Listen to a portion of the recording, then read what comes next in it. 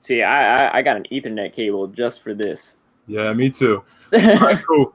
All right, it's the Double Tap Show. We're about to be live. I'm gonna play the intro in a second. We are on Facebook. We're on YouTube. We're on Twitch. And yeah, we have Fighting for Daylight on tonight. It's going to be a good time. And let's kick the intro up. Woo!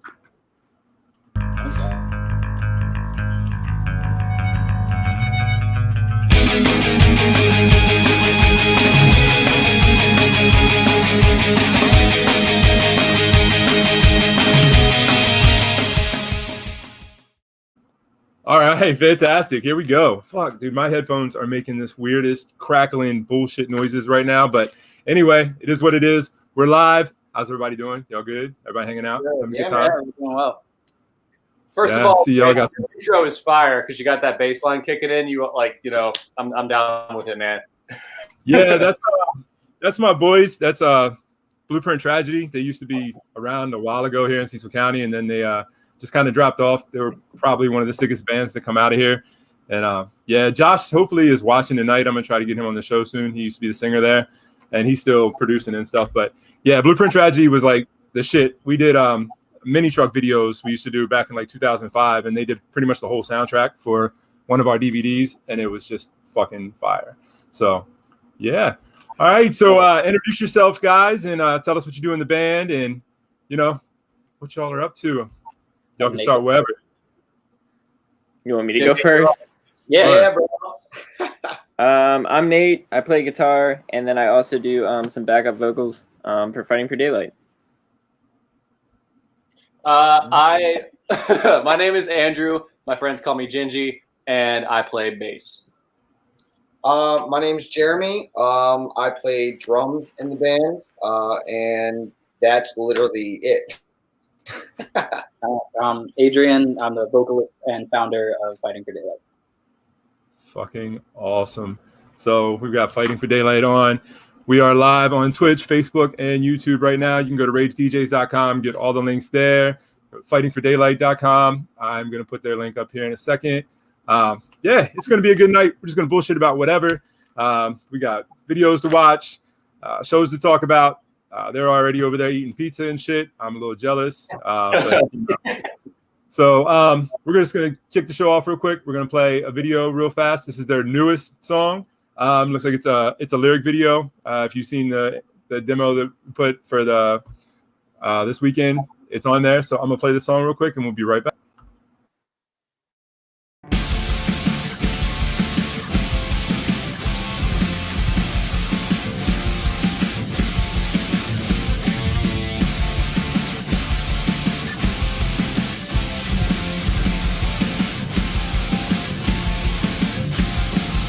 See the light through the break in the trees as it spills, scattered and delicate. See your face in the passenger seat as you speak, softly but deafening. If everything's the same and it's never gonna change, what's the point of holding on? If everything's the same and it's never gonna change, that's my fault. Break the walls down and tear apart the floor that you got down. Remember everything that you said, it's gone for good. I'm holding on to everything.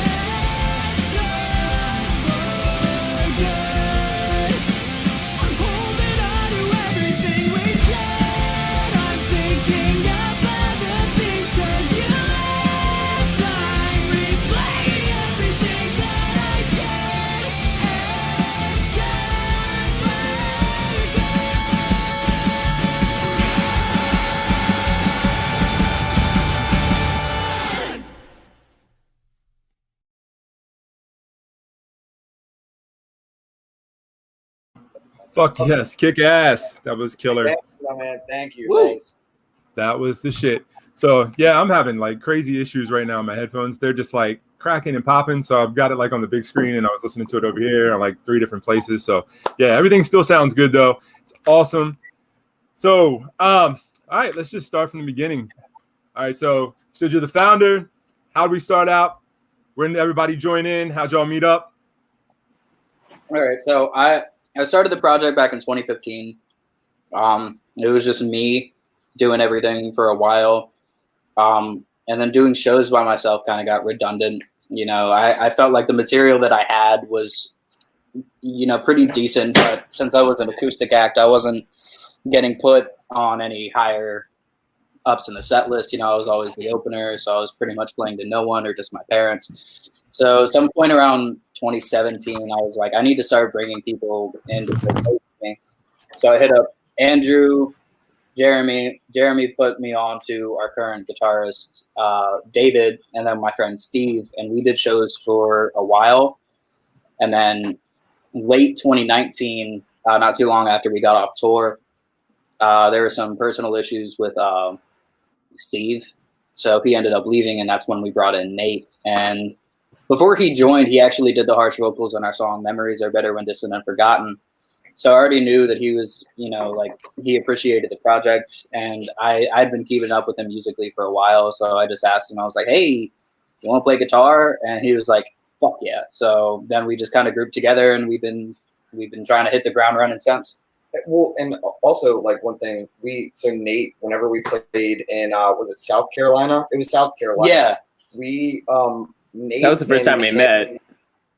Yeah, I was gonna say that was the first time that I ever met Nate. But you and Adrian were kind of already like friends, or kind of like talked here and there, and like on a whim, you came out and you were gonna come watch us play, and then we, I think Steve wasn't at that show, or he couldn't play a certain song, or there was something. And yeah, Steve couldn't make it, and neither could Andrew. Yeah, and then Nate actually filled in on guitar for, I think it was like one of our songs, or like half the set. It was like for the holiday cover. Yeah. Yeah. Nice. Got me from the mouth. Yeah, that's like pretty much it. Yeah, I was gonna say Nate was kind of like a blessing in disguise at first. Like we didn't even know it. He was a great guy. We all got along, and then he joined the band and kind of actually brought a lot to the table. Like it kind of saved our asses, and kind of like bonded like all of us, and it was like a newfound like friendship, like all together in the same. Wow. Talking about, I don't think Jeremy's ever been this nice to me before. Damn it. It's all for show. It's just for the audience. Yeah, I'm just trying to make it seem like I like you. Damn it. So Ryan on Mars on Twitch said, fuck Remy. And he said, just kidding. I love you, Remy. So Ryan's actually he's one of our friends too. There's this band called Water on Mars. He's their drummer, and we're pretty good friends with them too. So he's not just some random dude just being an asshole. Nah, I assumed as much. That's awesome though.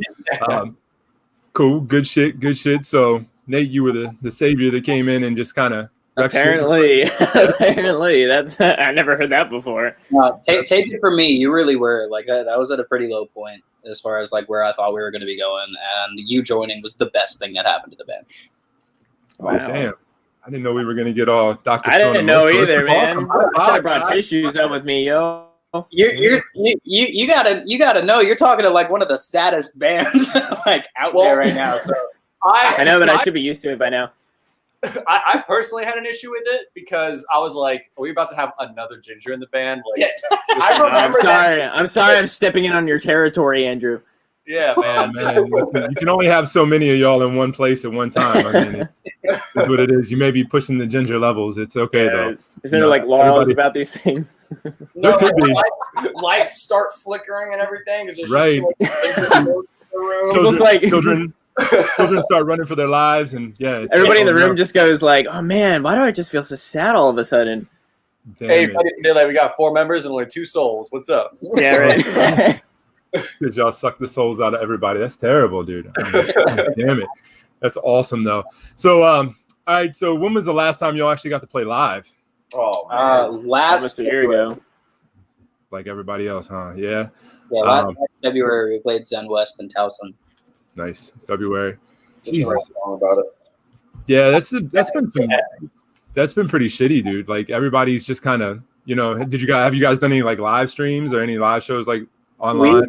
We did like 2 or 3 sometime last year, but it got pretty like redundant. We didn't really have any new material, so we kind of stopped doing that for a while. But right. Yeah. Cool. So, Andrew, I actually follow you. I didn't even know it was you. You Gingy Productions, so you do videos and everything too. That's pretty dope. I saw you when you came. I was like, oh shit, that's pretty cool. Like we gave you a shout out like 2 weeks ago on one of the shows. I was like, oh wow, that's pretty fucking awesome. So, oh man, Small world. Yeah, right. That means a lot, man. Like I think it was when we had Waters Deep on, and And I think you did one of their videos, I think, or you were on one of their videos or something. I was like, oh, yeah, I follow that dude. That's awesome. So, yeah, I saw you you chatted with Waters Deep. I saw you also chatted with our friends in Crosswinds as well. Actually, it might have actually been Crosswinds that I'd seen it on too. Yeah. So they had like a bunch of clips that they had sent me. They were like, hey, if we just send you a bunch of live shots of us from tours and stuff that we had done, like, could you edit together like a little music video? So a lot of the footage in the music video isn't stuff that I shot, but I just kind of compiled it and brought it together for the song Wolf, and it was a lot of fun to work on that with them. But music videos is kind of what I do when I'm not working on Fighting for Daylight, Daylight stuff. So my goal is to be able to create videos for people in the scene that are affordable and I guess good. Like I don't know. I love the scene here so much, and I noticed that like, hey, there's not a whole lot of people that are doing music videos. I like shooting videos, so I like to try to be as accessible and work with as many bands as possible, and all that. Awesome, fantastic. Yeah, it's a small ass world. It was definitely it was Crosswinds. It was that Wolf video. That was the one that we showed. That was awesome. I drum for them now. Really? Jesus Christ, dude! I'm their drummer now. So you were just like a jack of all trades, huh? You just kind of around wherever they need you, right? Yeah, pretty much. Adrian does it all, man. That is fantastic, dude. Yeah, well, I mean, I guess it's just everybody in the, when you're in that local scene and somebody needs something here, something there, you guys all kind of connect. That's awesome. Yeah. The Maryland local scene is great. I see we went to a couple of the shows, the shows there for Transcendent, the pop shows and the punk shows and everything. Those things are great, dude. Like the cover shows and all. I love those shows. They're so much fun. Yeah, one of the biggest shows that we played was when we did Green Day, and then I'd come in and help Others May Fall on vocals whenever they did their Fall Out Boy set. Nice. Yeah, I really enjoy those shows. Those are what we end up going for like date nights, me and my wife, because it's just the shit. So yeah, man. I miss those.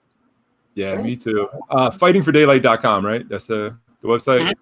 Yep. Cool. It's so crazy that we have a website. It really is. Yeah, it's the little things that gets excited there. Commenting on the Maryland music scene, it's such like a small kind of scene, but like that's where like it's got like a lot of good people. Like that's literally how I met Adrian, was just because we played a show together. Nice. Yeah, we get a lot of good shit out of Maryland. We just don't get enough credit for what's going on down here. Absolutely. I really feel like they don't get enough credit, and it's like you need more people like you, Andrew, like people going out there making videos and putting out quality shit. I mean, like you get all these bands we get so much shit on the radios and just it's terrible, and then you get like bands like you guys that come out and it's like, okay, why am I not hearing more of this shit on the radio? Like this is the stuff that we need. Local radio doesn't support the local scene at all. Like they used to. I remember 98 Rock used to be like into like shout out to Matt Davis. Matt Davis was the man. Fucking Noise in the Basement was the greatest thing ever. Exactly. Now it's like, what do we have? What do we have in Maryland now to do? You know, you used to be able to go down to Fletcher's every Thursday night and get so many badass dope bands, I mean, from everywhere. And now it's like the only thing, you don't have anybody just pushing that stuff anymore, except for Kevin. Now, Kevin is killing it with pushing the local scene. We need more shit like that. You know, Transcendent Events kills everything they do is fucking fire. But yeah, you know, I've like with playing at Zen West, we work with our friend Nick Ellison, who runs Rapola Entertainment, and it's a fairly new promoting company, but he's been growing that over the past year or so, and we hope to work with him more in the future as well as Kevin. And but I definitely agree. Like, there's a lot of talent in Maryland that I don't think people in Maryland realize, and the scene has changed so much in the past 10 or 20 years with the internet becoming more prominent and streaming becoming more prominent, and then of course, like, the topic of all conversation nowadays, COVID kind of ruined live shows for everybody, so that kind of shook things up even more. And I think the challenge right now is bands finding ways to just be more creative and find creative ways to get in front of audiences and meet new people, get your song out there. And that's really what we're trying to do, is just trying to be as creative as possible, using things like TikTok and Twitter and just getting out there and interacting as much as possible without actually going out there and interacting. yeah. So in this day and age, though, it's cool, because if this would have happened, like this whole COVID shutdown would have happened like 5 or 10 years ago, everybody would have just fucking been done. But now, you know, everybody's putting everything out, you know, on Twitter, fucking TikTok, on streaming everywhere. And, you know, it gives a good reason for people to be in creating and just making more shit. I mean, that's kind of why I started doing this again. It's just, you get that creative itch, and it's like, okay, well, I can't go anywhere else and do anything, so let's go ahead and get creative and make something that is fucking awesome. So, and I think that's really a testimonial to the scene, because it shows the drive that everybody has. Like, there's a problem, and as people, we look to solve it, right? Like, as musicians, we're always trying to get out there. Now we can't get out there with COVID, so what do we do about it? Like, what's the solution? We get on podcasts, and we talk to people like you who want to help and support the local music scene. Like, again, really appreciate you having us on here, because opportunities like this are it's like all we can really do right now to get out in front of people. So yeah, definitely. Yeah, I mean, this is the shit, though. I mean, I love just getting people on and talking to random people and getting good music out there. Like, this is like the stuff that I live for, just music. I mean, I'm working a bank during the day, so it's like, you know, then I get to do this every once in a while and get cool shit on and have fun. This is the most people we've had on Twitter ever. So thanks, guys, because I've never had people actually comment on Twitter, which is kind of badass. Normally, you know, we get the Facebook and the YouTube. I mean, not Twitter. Why did I say Twitter? It's Twitch. Like, I never get people up on Twitch. And I shared the Twitch links. I think that might be why. Yeah, we've got like 2 people comment on Twitch right now, which is cool. We've got. Did anyone share it into Fighting for Daylight Connect? I did not. I just shared our Twitch link to Fighting for Daylight Connect. Okay. Awesome. Explain Fighting for Daylight Connect to the folks real quick. Oh yeah. So for those who don't know, we have a community on Facebook called Fighting for Daylight Connect. It's a public group. Anybody's welcome to join. It's just it's a place where we can have like a sense of family and a sense of community, especially in times like this where everybody feels so distant and isolated from each other. And it's barely even about Fighting for Daylight. It's just about the community, having people, you know, interact with each other. People post pictures of themselves and it's like, hey, how do I look today? And it's a very uplifting, nice place to feel a sense of community, especially in times like this. So I'm very happy that we did that. Awesome. No, it's Fighting for Daylight Connect on Facebook. It's scrolling down there at the bottom of the screen if y'all can't see it. So, you know, go check that out and hit that up. Yeah, it's just pretty cool. It's all high tech. I can like put little banners up and play videos. And I just feel so high tech right now. It's great. That's awesome. Yeah, it's fucking definitely awesome. So should play their song acoustic. So Ryan's challenging y'all. He wants you guys to play a song acoustic. Oh, like right now? Which one? He said, I wish they would play their song acoustic. So I mean, wait, 6 seasons? Which one, Ryan? You pick. You the big boss. You want to keep sitting there, or do you want me to sit? Oh, you can squeeze it. I mean, that would be super dope. I've never had anybody actually do anything. 6 seasons, yeah. He said 6 seasons. God. I don't know. I don't know if we have a guitar that's in tune right now. All right, boys. You do? Yeah, I do on my own. Fuck it, dude. That'd be great. Let's do it. Go get it, man. Oh my God. Go get it. Don't be scared now. Don't be scared now. How's up. Nick gonna do his part? Hey, I don't really know if we'd be able to do it, but I mean, it's worth a shot. I don't see why not. Yeah, I mean, why not? You got a mic. You can hear it. It might not be terrific, but hey, fuck it. But, Yeah, it's I mean, so far everything's good though. I mean, the sound sounds good and everything. There's no cracking or popping, and everybody seems to be good. Picture's clear. Yeah. So I think that's just our motto as a band. Is it might not be terrific, but here it goes. yeah. that's always been my thing. It might not sound good, but fuck it. Here we go. Let's go. So All right. Let's see if it's in tune at all. Yeah, that's pretty good. You don't have to do the whole song. Just do like a little sneak peek. Yeah, I'll do that. Just give it up.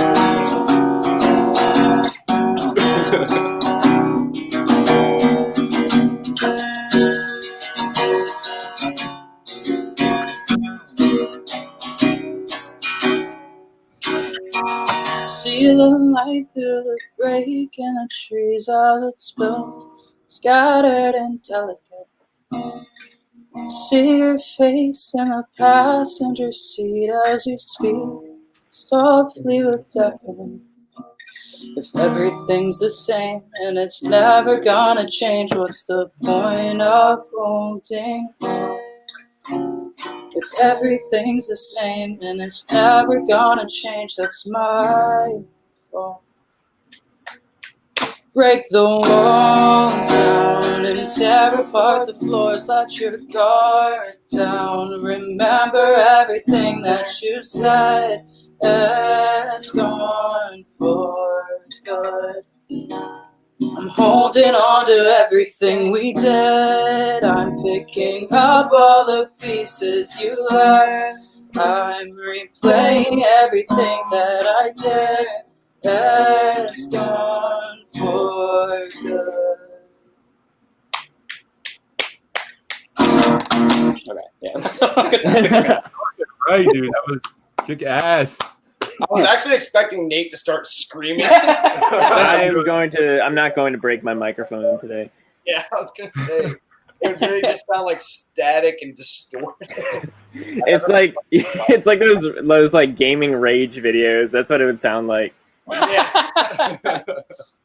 Yeah, I've been known to do that shit. I get a little stupid and attitudey when it's on those games. I do kind of rage a little bit, but Oh, dude, You should have seen me playing Madden 5 minutes ago. Yeah. See, every time I play Call of Duty.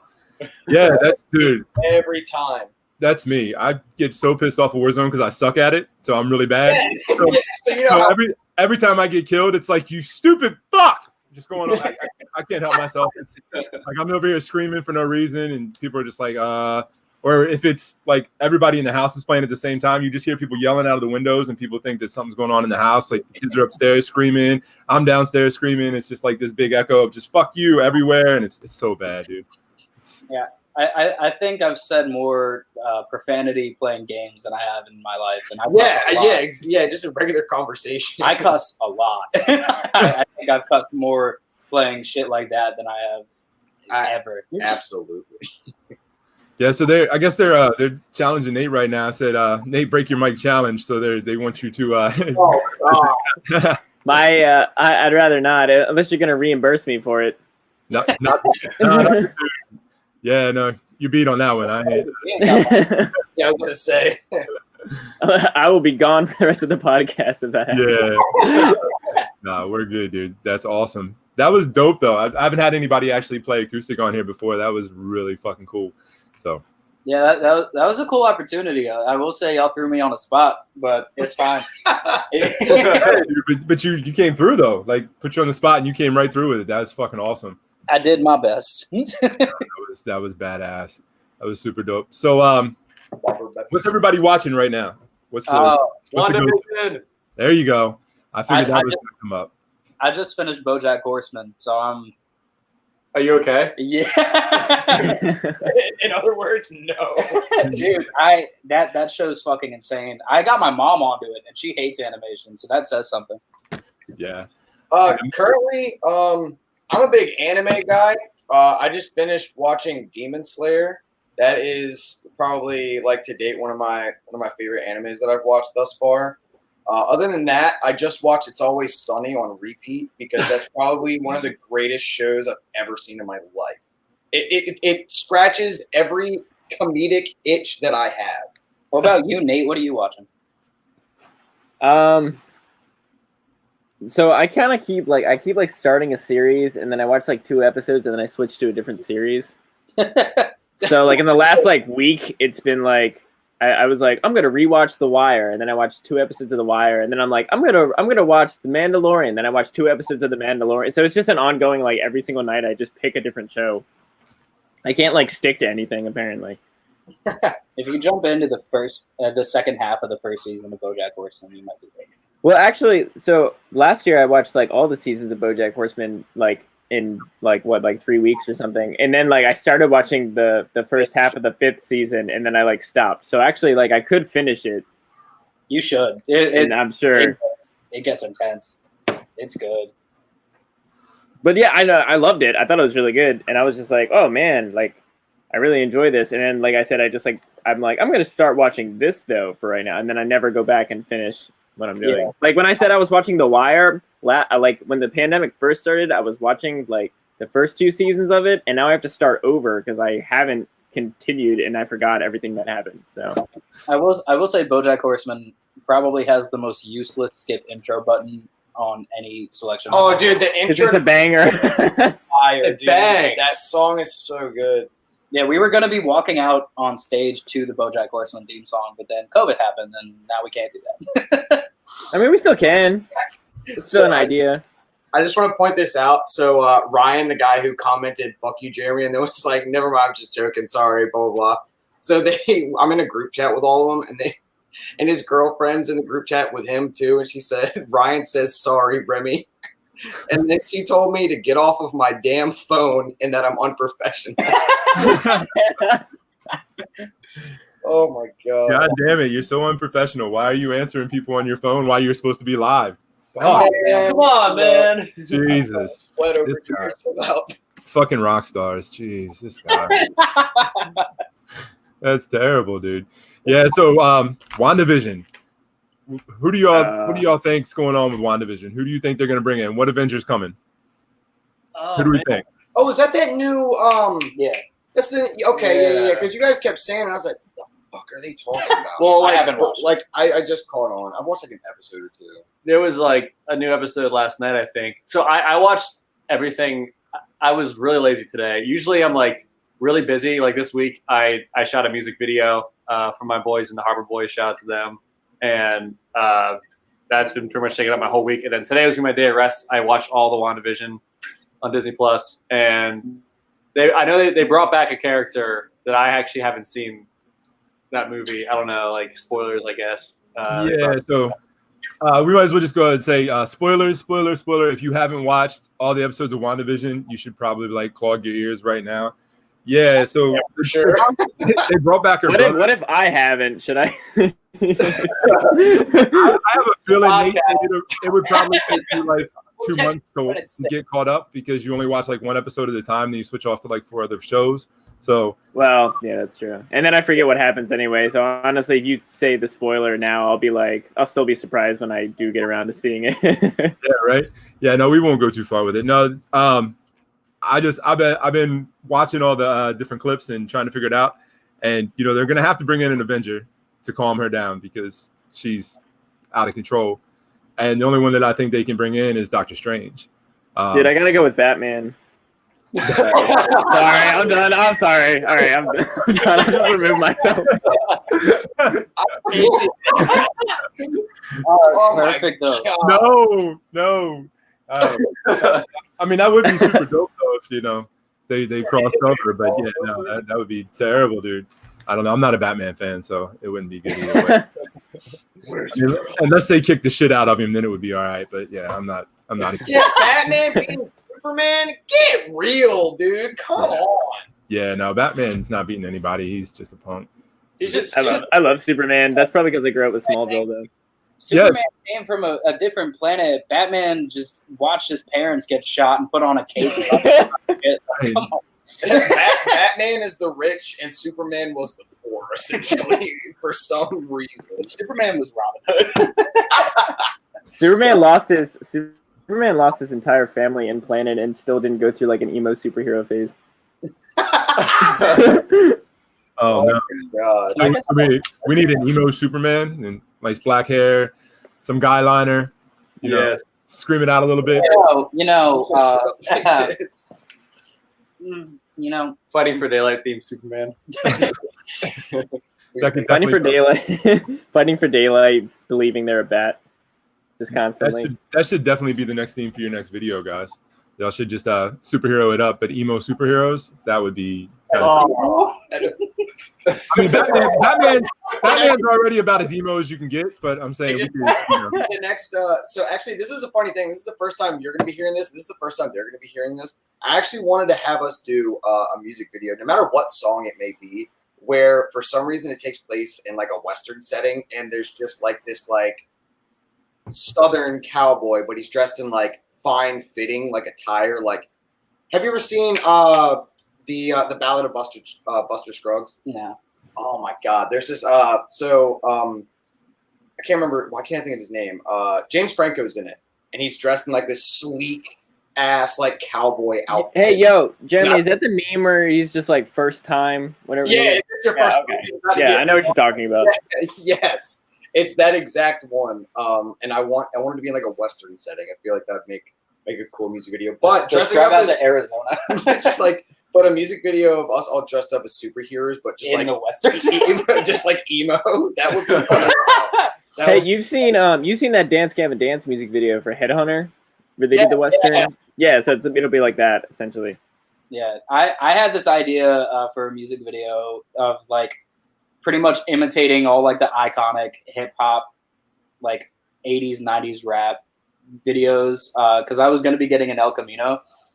And just like all of us just like singing this emo ass really fucking sad song, but like with guns and shit just like up in the camera's face and stuff. Like I feel like that would be funny as shit. Or we could just reenact one of the episodes of Trapped in the Closet. The R. Kelly. No. Yeah. Oh my God, that would be great. That would be phenomenal. I get a lot of shit for it though, because R. Kelly. Yeah, but we aren't R. Kelly. That's true. Unless I'm trying to get pissed on. Damn it, dude. Yeah, that would. Dude, we apologize. I feel like we're wrecking your podcast. No, what are you apologizing for? This is great. Look, we tell everybody it doesn't matter. It's no holds barred. If you're offended easily or you don't like to hear F-bombs, everybody on Twitch hit that mature audience link. Like they know what they're going into. Yeah, everything that I tag, I put that it's not for kids or whatever because it gets kind of. Yeah, I drop the F-bomb like it's my job. I mean, my kids first. No, we are cosmic statements. We have a very fine filter, so we're exactly the Are same. bad words even bad anymore? Like come on. Yeah, It's just part of their regular vocabulary. Really. I mean, it's always been part of my vocabulary. So, but my mom might be watching this right now. I don't cuss in front of my mom, so I will put that out there. My mom and I, we lost everything when I was like 16, so and we sad now. Yeah, hold on, not for too long. That's the saddest one of the thing. And then anyway, we're about 30 minutes into this. Time to get depressing. No, we got really close, and she started letting me cuss in front of her, and it's only gotten worse since. Yeah, that's me with my dad. Yeah, that's me with my dad. Like my mom and I, because I got a majority of my profanity from my mother. With my dad. So her and I are just like, yeah, fuck this, fuck that, fuck you, and she's like, yeah, fuck you, and it's just like constant. Nice. It's weird. So anyways, so the new album. So on that note, we're gonna jump into another video real quick. This is let me see which one I'm pulling up real fast, and we are gonna go with. I just had it up, dude. I'm so unprofessional right now. I should have had that thing going. You think you're a professional? Have you seen us? All right, so we're gonna play "Memories Are Better When Distant and Forgotten" real quick. Check it out. This is Fighting for Daylight, fightingfordaylight.com. Disclaimer on Facebook. Yeah, hold on. Before you play it, disclaimer, this was before we were a full band, so the video is just me. Literally, he's playing the bass, the guitar, the singing, and the drums. You know what? You know what's really funny is I was like, dude, they all look the same. That fucking makes sense. That makes a lot of sense. You should have at least worn like a mustache for one of the parts or something. Like, right. All right. So here we go, y'all. We'll be right back.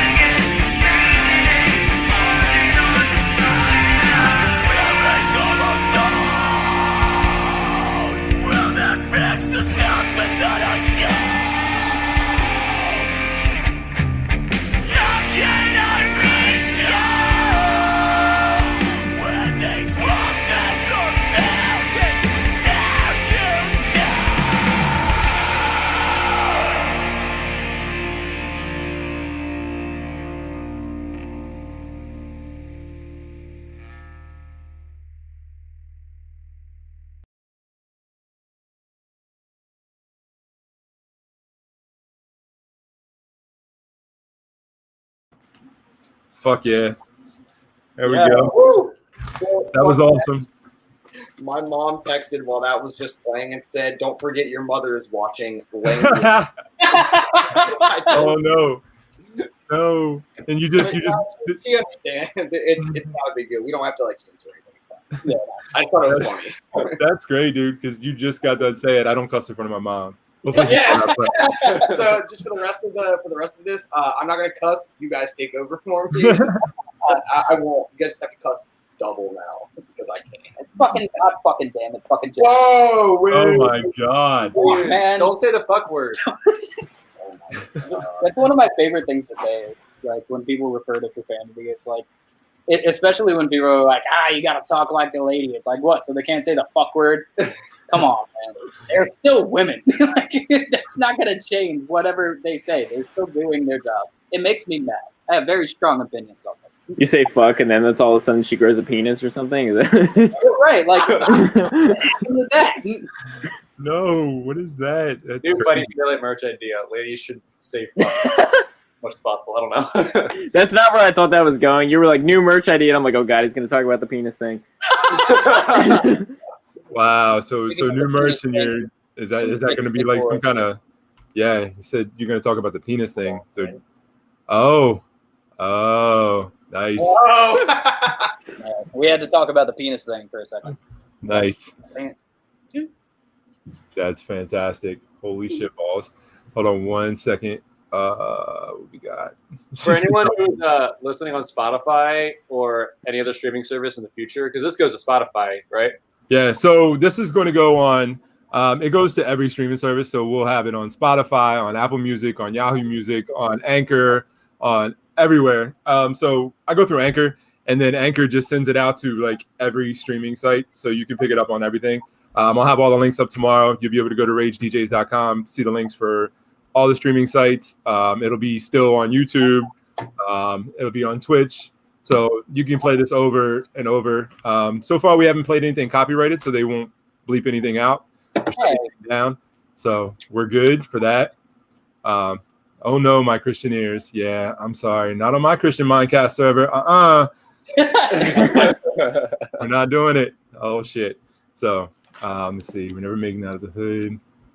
This is great though, dude. I mean, we've got like people actually commenting on Twitch. That makes me feel happy right now because normally it's just Facebook and YouTube. We're up to 13 people right now watching.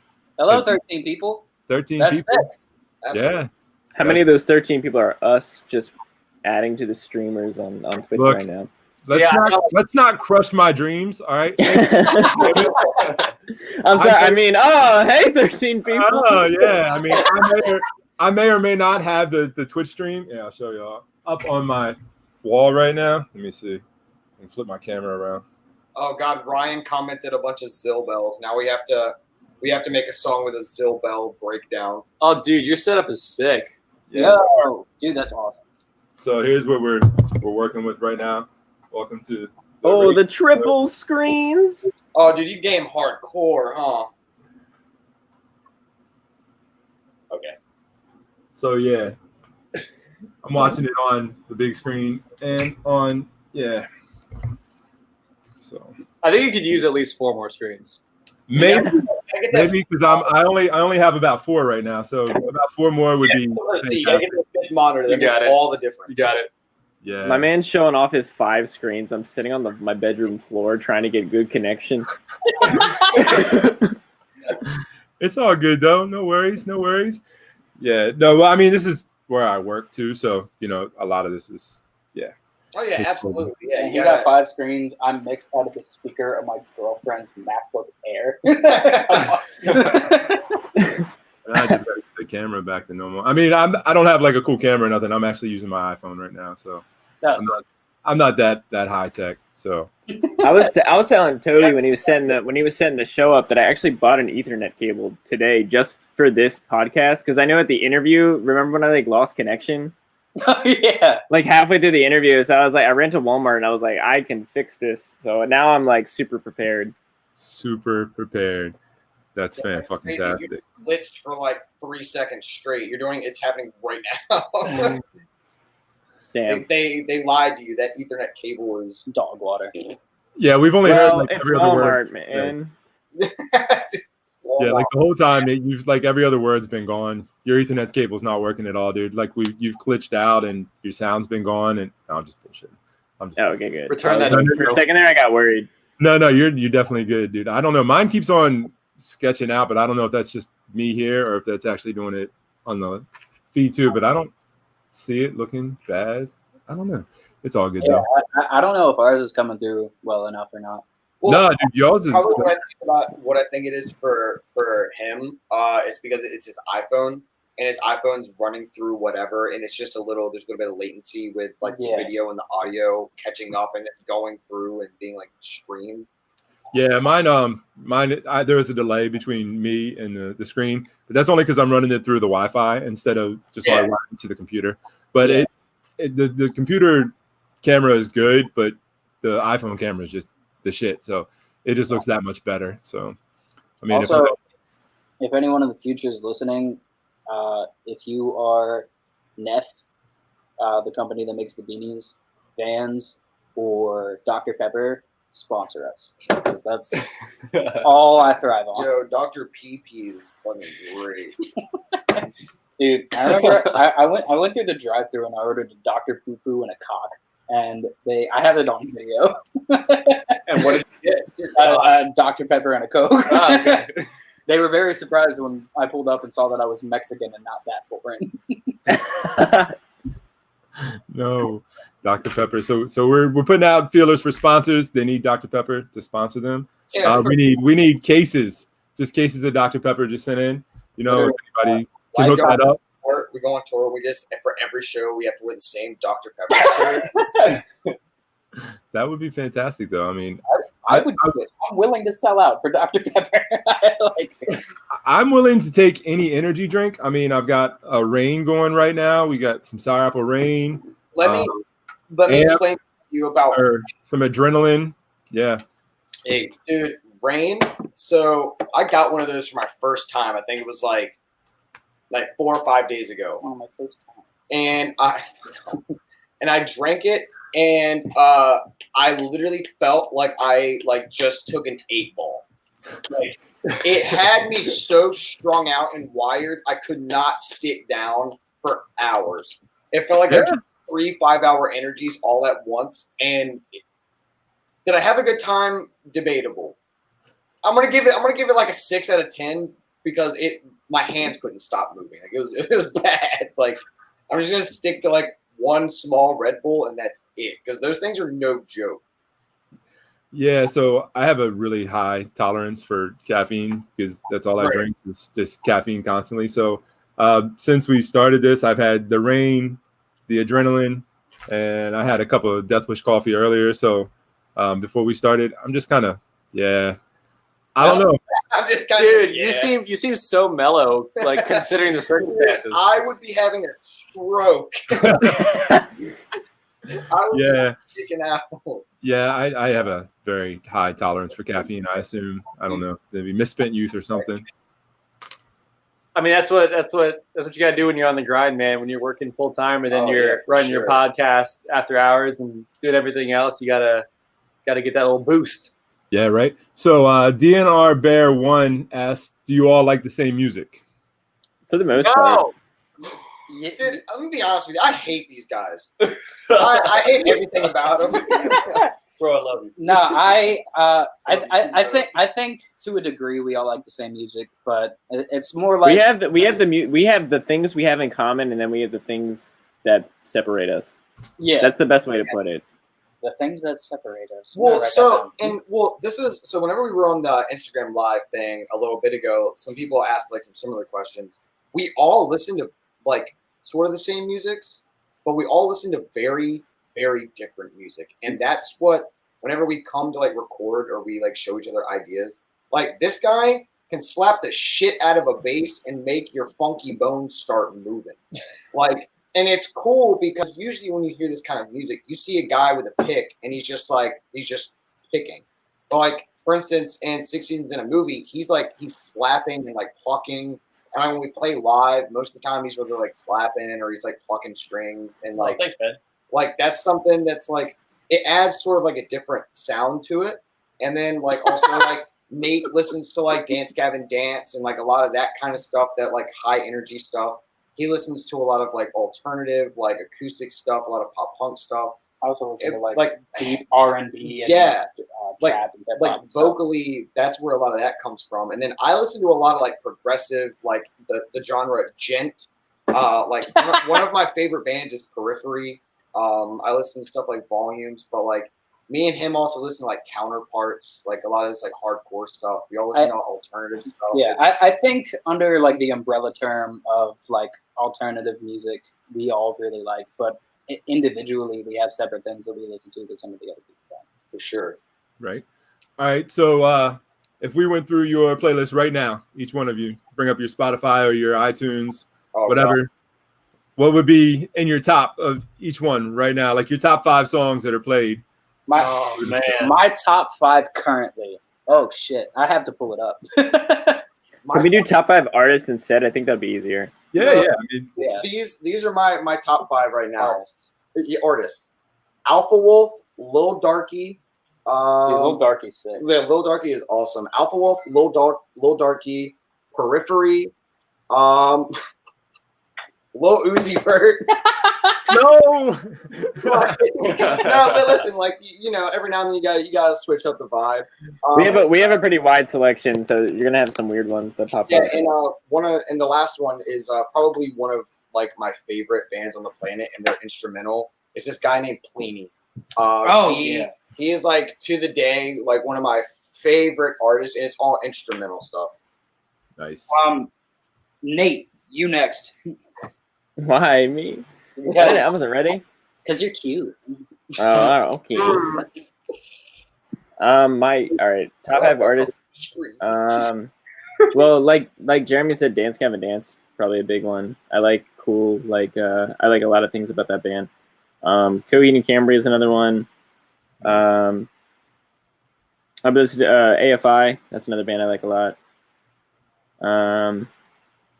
I've been jamming a lot of Motley Crue lately. I don't know. Nice. This is the classics. Because what was that like maybe a month ago?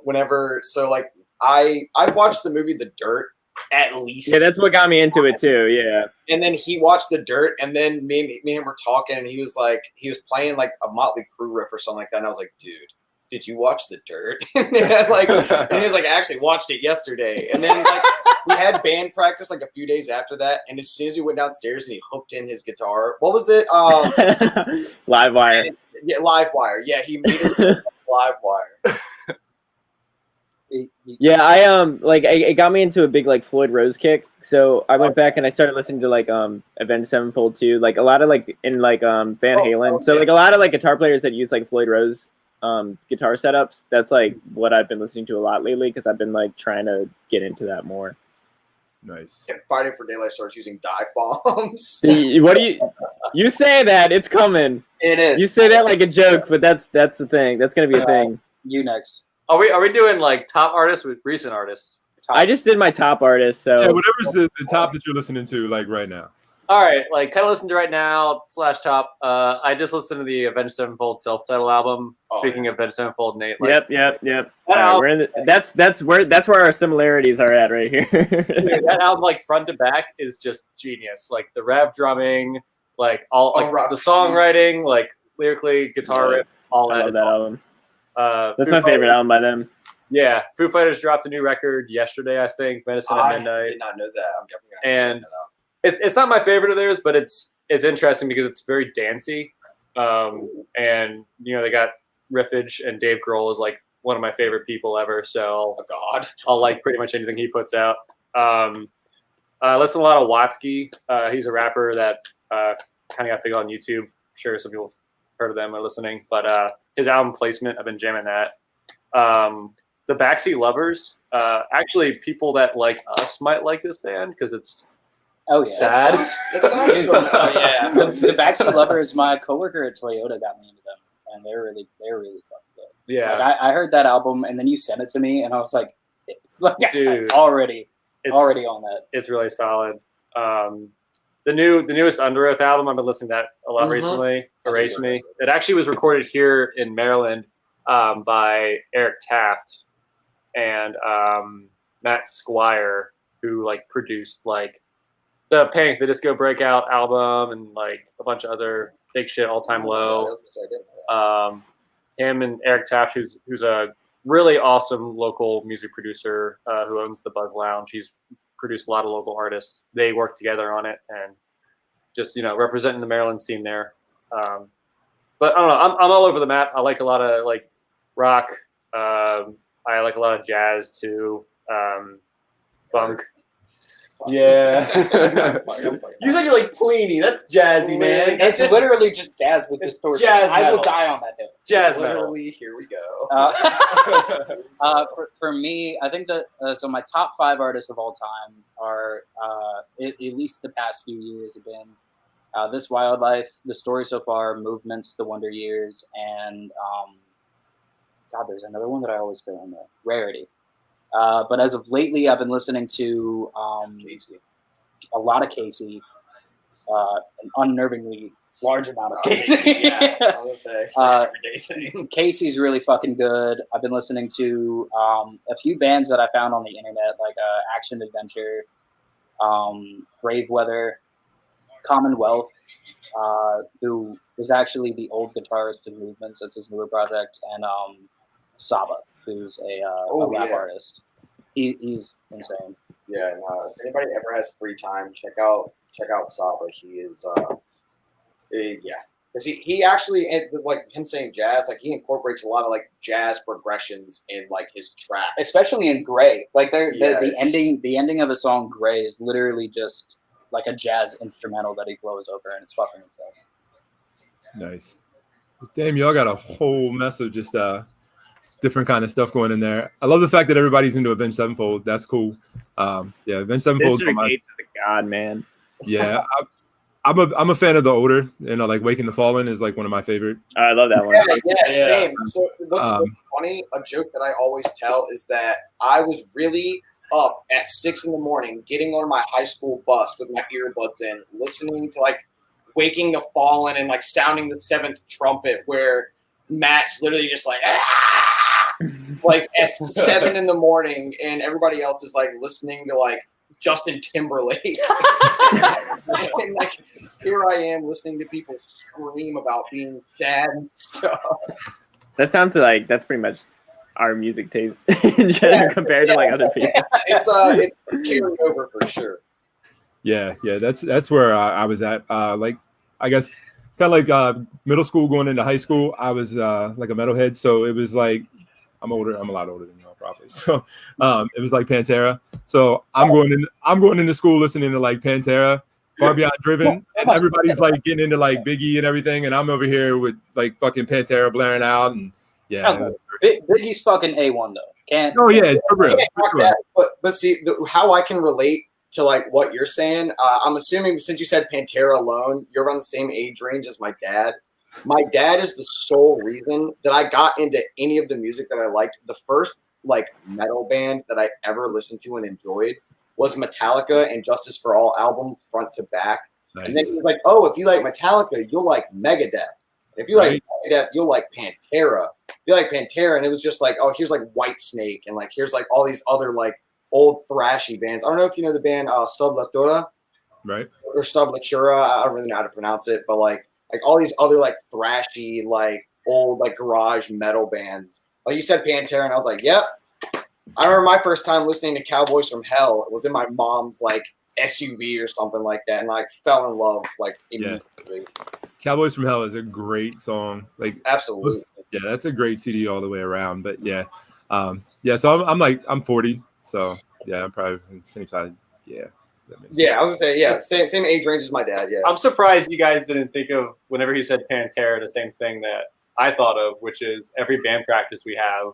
Oh yeah. That's what I thought. That's what I thought he was gonna go into, but then he didn't. So I was like, okay, we'll just skip over it. If you don't see us live, you're gonna hear Walk just randomly played throughout the night, in between songs, in songs. Because so Nate will just be like sitting around, and then like I don't know where Nate will just be like and then David will start doing it, and then he'll start doing it, and then next thing you know, I'm like and then it started off just because it's fun to play, but then now it's funnier every time I do play because Jeremy gets more and more upset. I think the comedic value has definitely not gone down. It just gets funnier every time. It is like a fine wine. Just randomly out of nowhere, just Walk comes on. That's fantastic. Well, yeah, whenever there's an awkward silence, I'm like, it is time. And I'll just start playing. That is what I have to do, but I don't know if I have the strength to do it. That's awesome. So let's see. DNR Bear Ones, do you guys have a favorite local band other than yourselves? I have a least favorite, but yeah, I was gonna say we definitely wouldn't say ourselves because believe it or Crosswinds. Crosswinds is fucking Crosswinds. Crosswinds. The Violet. I'm gonna say Crosswinds and Deer Spring. That's my answer. Deer Spring. Modern Fuzz. Yes, Modern Fuzz. I actually found out about Modern Fuzz through Genji because he knows them pretty well. He's like good buddies with them. Dude, they're on that fucking. Yeah. For anyone that's like watching and anyone who is listening, there's a poster behind me that I designed for my old band Halftone that I used to be in. Shout out to the guys in Halftone. They're my bros. Modern Fuzz is an instrumental band from the area. And Levi actually used to play drums for Halftone back in the day, and he's like hands down like one of the best drummists that I know. Hey, bro, I'm sitting right beside you, dog. Please. Dude, I don't know. No, but there's a lot of really good drummers in the area. Honestly. I have you know I can play a 4/4, bro. Oh fuck, never mind. Yeah, bro. You're the best. You're the best. No, but like Levi, he plays drums with Hot Fuzz, and the other guys, they're like freakies, and they are fucking killer. If anybody likes crazy riffs, time changes, breakdowns, and just wants to get lost in some good music, like Modern Fuzz. Yeah, I do briefly want to shout out a few like the smaller artists that I do know. My friends from high school just put out a jazz EP under the name Sunstrider. It's really good. Yeah. I lived in South Carolina for a little bit, and the three really good bands down there. God, I can't remember the name of one of them, but Foxglove and Beckett. Oh yeah, fucking Foxglove. A1. They're definitely They're quality listening. They're like if Movements and La Dispute had a softer spoken child. It's fucking perfect. And then some bands from Florida, especially Years Off My Life. They Playing with Knives. There's some really good fucking people down there. Yeah, I mean, I have so many like smaller bands that I could shout out. I could be here all night talking about it, but I'm gonna leave it at that. Nice. Like, it's so funny. Like I've never like and Heartside from Pasadena. They're really good too. I've never had like an interview like this, but like as you were just talking, it reminded me of like if there's like a baseball player or like a NASCAR driver that's in the interview and he's like, yeah, so car drove real good. I mean, really, we went out there, we played. There's some really good people out there, man. Like they had us in the first time. Just like the way you're pausing and trying to like process like Dude, thoughts. there's so many artists that deserve recognition that like I can't not. Yeah, we'd be talking like all night. Yeah, right. Awesome. Yeah, so you said you were talking about Florida bands and everything. I had played a video a couple weeks ago from this band Out of Time. They did. I know them. They're actually badass, and they do a sick ass MGK cover. I saw that. Yeah, dude, that thing was dope as shit. And Eminem so what's that? I said Eminem won. Oh, for sure, definitely. You're not gonna. I was just joking. I didn't really follow it that much. I said MGK, so I had to. I can also go on a tangent about that. Eminem won. Yep. Yeah, that's a definite though. So I was listening to the radio like a couple weeks ago, and they brought up they brought up MGK, and whoever dude was on 98 Rock was like, yeah, so MGK is bringing back the pop punk scene. He's saving the pop punk scene. I was like, really? Like, are you serious right now? Like, you should probably be fired. You should be fired from the radio. You should not say anything like that. Look, I agree and disagree, and here's why. I agree that he's bringing it back because he's bringing so many people's attention to the genre that haven't been paying attention. However, he did it poorly.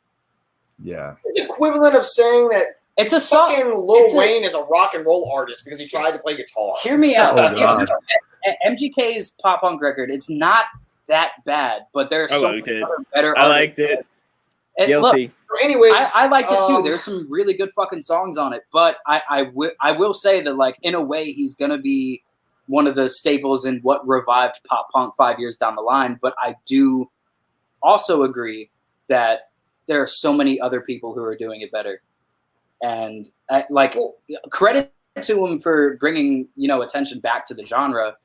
But it's a cop out record. It is literally, yeah. So that's how I look at it. Like, so I mean, I don't really. I'm so defensive about music. I really don't shit on like any artist unless they give like a deliberate reason to shit on. Like, and I know a lot of people probably make it seem like, oh, like you're just a hater, blah blah blah. Like, it's MGK. Like, you're covered in tattoos. You have a couple of ear piercings. You bleached your hair and wore a pink outfit and picked up a guitar. And you were like, yeah, this album's pop punk. And every fucking teenage girl or fucking like newly adult girl was like, oh my God, I love pop punk. It's just like, hey, bigger chances for us to get recognized. That's what gets under my skin a little bit because it's just like, it's kind of like the whole like poser thing, I guess. You know what I mean? It's like Lil Wayne literally saying like, oh yeah, I skate because he stood on a skateboard. I mean, that dude's got his own company now, doesn't he? I mean, Yeah. I mean, it's Because just, he's famous. That's what I'm saying. Like he did. Like I'm not saying he's a good skater. I'm just saying, I mean, Well, no, that's what I'm saying. Like Adrian is right because he will be like down the road. When am I not? People will recognize him as like reviving the pop punk scene because people looked at him and were like, "Oh, he said it's pop punk, and I liked MGK because he's cute, so he did it." Like, I mean, it's all just like commercial shit anyway. I mean, that's how everything goes. Yeah. like, I mean, it's just commercialized bullshit. That's how like every genre is. It's definitely a more commercial version of what the genre actually is, but nevertheless, it's bringing attention to the genre, and it really hasn't had that since The Story So Far dropped their self-titled record. right. Yeah. Like that was one of the last really big albums in pop punk, and it wasn't even their best. What You Don't See was their best album. I mean, yeah, you know, it's a pop punk album that, you know, what's the term? It was like a #1 album for a bit. You know, when's the last time a pop punk album went #1? Exactly, and it's bringing a lot of attention that the scene needs, but I don't necessarily agree with how he views the scene. Like what he said on that one interview, like you have to be uncomfortable when you're playing live. You have to be wearing Doc Martens to be punk. Like whenever I See, see that's the that, that sounds so commercialized. Like he's just stereotyping stuff. Exactly, and like I know I've said it like 3 times, but like props to him for bringing attention to the genre. But I think there are so many other artists that should have been the one to bring the attention back to it. Like Magnolia Park, fucking incredible pop punk band out of Orlando, and Sunrise Skater Kids, bro. From Baltimore, Maryland. Dude, to me, pop punk died whenever like it changed from like this like, oh, like this is punk, but just sort of in like a different style to, oh yeah, fucking I hate this town, fucking I'm with my friends, we're gonna fucking. Hey, dude, a day remember's pretty good. Okay? Yeah, I was just gonna say you're just killing me. I love A Day to Remember, but yeah. No, like I love A Day to Remember, but it's just like I don't know. Like I listen to like a lot of these like. That's whenever to me it started kind of like going down the slope. It's like you're watching the pop. Now I could go on like a whole tangent because like punk's like one of my favorite genres, and I've like watched like historical stuff behind it, so I know like how it's evolved over the years. Yeah. So like I'm not going to because it's stupid, but like yeah, I didn't know that was already in pop punkology. My bad. I'm a historian. Okay, I got my doctorate bachelor's degree from Harvard in pop punk. Damn No, it. but no, there's like I could like go on a whole explanation about how it's like, well, pop punk, it was punk, but it got, you know, everyone got inspired by the Descendants and then blah, blah, blah. I could go on a whole spiel, but I'm not going to. Commercialized, yeah. Yeah, no, it definitely got very commercialized around 2008, 2009, and that's when like pop artists like, you know, Justin Timberlake and Britney Spears and stuff started to get more attention on them, and then it branched off into that, and now the bigger scene is more hip hop and trap music. But even then, it's like it never went away. It just didn't get much of the spotlight. Like some of my favorite albums of all time got overlooked. Yeah. Just because it wasn't commercial. Well, that's like. I mean, you could argue things that aren't commercial aren't like the real, like you know, when the Sex Pistols it was the first time punk went mainstream. That was like, yeah, you know, it was like if you got signed to a major label, you were no longer punk. Like that's, I mean, like I said, I could go into a whole spiel about it, but that's more along the lines of like gatekeeping the genre and stuff like that. It's like, yeah, I mean, there's a lot of that stuff's just up for debate. Like, well, that's why I'm not listening to A Day to Remember. Like, I'm not gonna lie. Like, as soon as like I heard them on the radio, and like their sound had like completely like changed in its entirety. Yeah. Like completely. Like after Common Courtesy, what was the album after that? I don't fucking know. Exactly. Like I listened to all of the album and I was like, why? This doesn't sound like A Day to Remember. And I've never been the kind of person to be like, oh, I don't like you because you changed, because you're your own band. You can write whatever the hell you want to write. Yeah, that happened. It's your freedom of speech. But like, it's just they changed, I feel like, to get more popular. And then I heard them on the radio and I was like, man. That's the same shit that happened with Paramore. But the thing is, I like that album. it's still good though. Yeah, that's what I'm saying. Yeah, you have to. Yeah, like I really had to teach myself to view like artists that have evolved, like their projects. Artists that are as big as they are, you know, if they kept bands that keep the same sound don't get like new audiences, whereas bands that keep constantly changing their sound, like I mean, look at Panic at the Disco, like you know, like they're when they've always had a large fan base, but now they're still getting new fans because he's writing more modern stuff. That's my whole tangent on everything. I have very strong opinions on music, because it's just surrounded my entire life. But that's just, I don't know. Yeah, that's just one of those things though. When the bands change up, it kind of like if you listen to them when they're before they change, it kind of hurts your feelings. I mean, it's some people will call you a music snob because no, they're not the same as they were back then or whatever. But like Avenged Sevenfold, for instance, that's why I like Waking the Fallen. Once they stopped screaming, when M Shadows started just singing like ballads all the time, that just kind of shook me, and I was like, same thing with Atreyu. Atreyu was sick as shit. Well, and Atreyu is a perfect way to look at it. Whenever like Atreyu, Avenged Sevenfold, even so, like the one. Bring Me the Horizon is another one you can bring up. Bring Me the Horizon is one of the biggest ones, but they still play Suicide Season songs live. That's cool. Songs of Count Your Blessings. And they still play songs of Count Your Blessings and stuff like that too. Whenever like Avenged Sevenfold, they still play like older songs live, but like it's not the same. Yeah, yeah. Like I even like you can catch like 10 years ago. Yeah. Yeah, I was about to say M Shadows like even like 10 years ago he still doesn't like he sings his old songs instead of screaming them. Yeah. But the reason why he stopped screaming is because whenever they did Sounding the Seventh Trumpet and the album that was following that one, I can't remember which one it was. Waking the Fallen followed the set. Destroyed his vocal cords to the point where actually he had to have surgery and had to completely relearn how to like sing properly. And then he finally learned how to scream, but it just wasn't the same as like hearing him scream his vocal cords out, like and the other albums. Like he just couldn't do it the same. Yeah. So like that one, I kind of understand. But like whenever they came out with what was it? The album right after Nightmare, Hail to the King. Yeah, that one. Like that whole album, like I will forever remember a quote that I heard on the fucking radio. The guy said that M Shadows said this, that they have a element of Led Zeppelin in that fucking album. They were like, yeah, we're trying to sound more like rock and roll. And like when he said that was why I didn't like that album, because all the drum beats were like 80s hair metal, like exactly. I hated it. And it was just like, it was more, like you said, like his like melodic kind of stuff. It was more singy and stuff like that. The album that they put out, I think it's To the Stage, is actually a really cool album. It's not like my favorite, but it kind of reminds me of some of their older stuff a little bit, because it's got like these like faster components to it and like a little more technicality in it. And it seems like a little like they're trying to go back. But that's a lot of stuff that happens with a band, is like they'll have this set genre and they'll change it like bits and pieces here and there, and everybody loves it.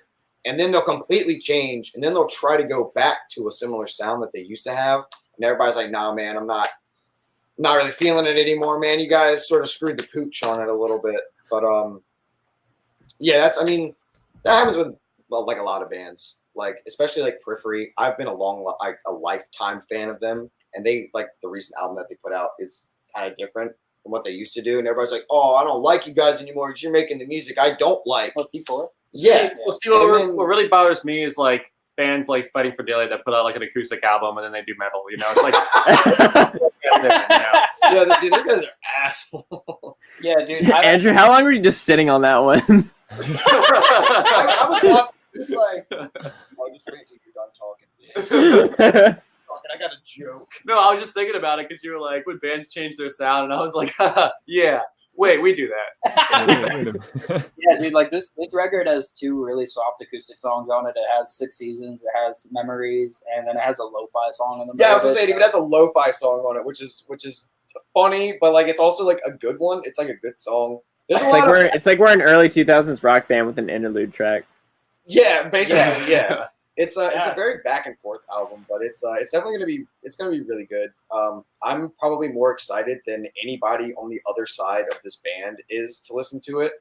Like like I said earlier, whenever he sent me like the stems and like the audio for 6 Seasons in a Movie, I literally started crying because I was like, this is such a different sound, and it's like I feel like the music in itself, like from whenever he just started it till now, it's just like changed so much, and like to be a part of it is like really cool because like I love this kind of music, and to just be a part of something like this, whether we have 2 listeners a month or millions of listeners a month, like it's still just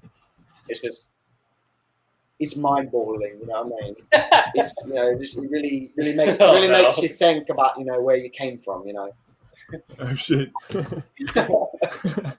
Yeah, it's definitely like as long as you're enjoying it though. I mean, it doesn't matter if you've got like no streams or you've got like 15,000 streams. It's I get it. Like I get excited for this shit. I mean, we're still 13 people. We made it up to like 17. Hey, I'm excited. Like I said, I got excited because we have people actually watching on Twitch. That made me fucking excited. I might not get hundreds of fucking people watching or whatever, but I'm having a good time with it. So, I mean, like, if any number is a better number than 0. Right, exactly, dude. Nice. Sorry, I just remembered. Someone sent me a message on Twitter. And they were like, "Oh, it's so cool seeing like a band who has like a Hispanic frontman who's openly autistic." And I'm like, "How are you like closed autistic? What does that mean?" Someone was like, "It's so cool seeing someone who's openly autistic." I'm like, "How the fuck else am I supposed to do it's it?" Like, it's like imagine if they were like, damn, it's so crazy to like know a band that has an openly diabetic drummer. Dude, this band's got 2 open gingers. You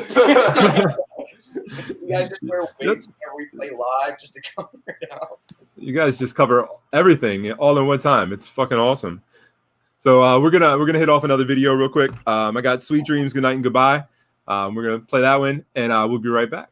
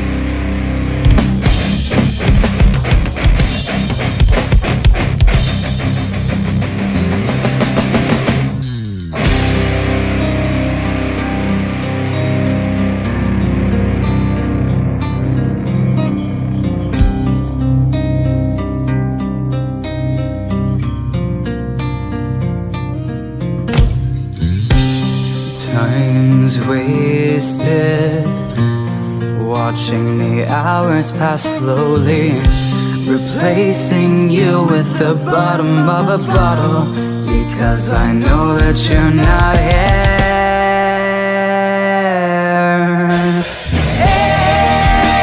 Is this goodbye? Could I make this right? No, I'll sing you this goodbye for the last time. So sweet dreams, good night and goodbye.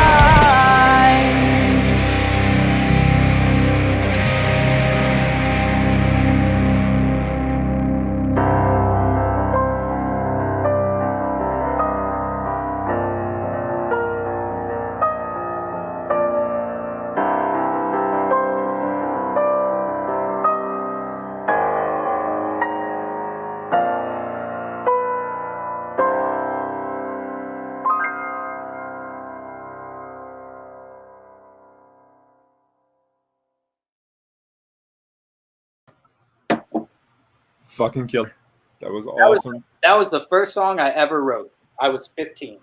So that's you walking down the street for real? Yeah, just walking. He do be walking. He do be though. walking. Where are you going? I don't know. That was a road at my cousin's house in New Windsor, like 10 minutes from the Pennsylvania line. And I was like, this looks cool. Nice. It was taken on Snapchat with a black and white filter, and I just cropped it and uploaded it like I was hot shit.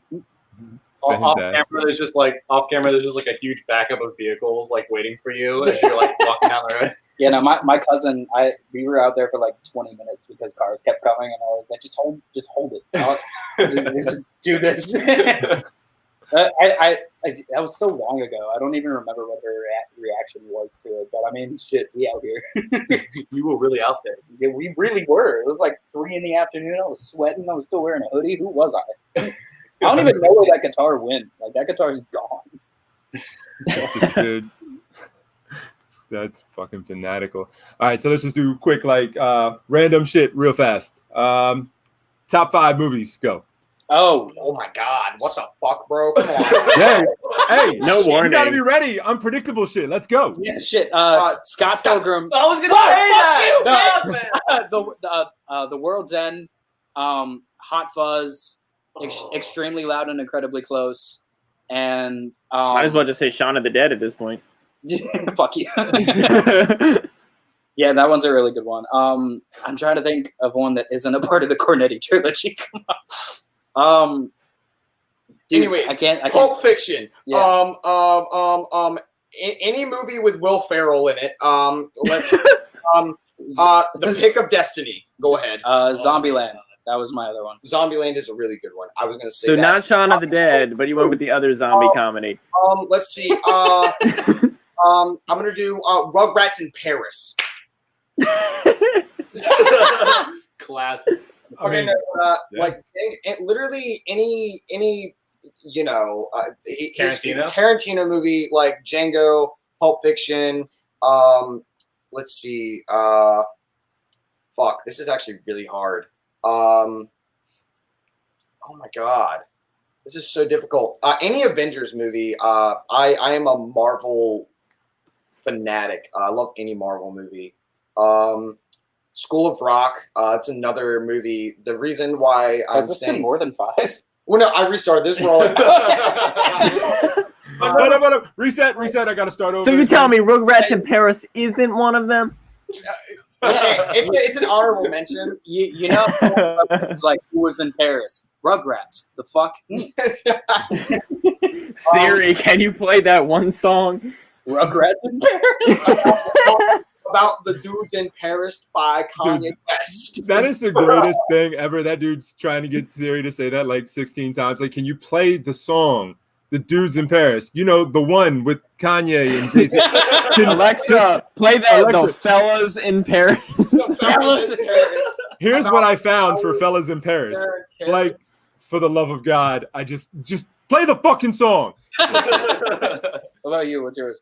Oh man, I had to like write on my phone because there's so many. Oh, you cheat! I should have done that. Spider-Man Into the Spider-Verse. That movie Great was so incredibly done visually. Soundtrack was fucking fanatical on that. Oh, soundtrack. yeah. I'm actually thinking about getting a tattoo inspired by that movie. I want to get Miles Morales jumping off the buildings backwards. Yes. Another top one. I like a lot of animated movies. Yeah. Emperor's New Groove. Yeah. Dude, I fucking love that movie. I can't tell you how quotable that is. Poison for goose. Goose, poison. Goose, poison. Yeah, Yeah, I got it right. It's fine. My cheese puffs.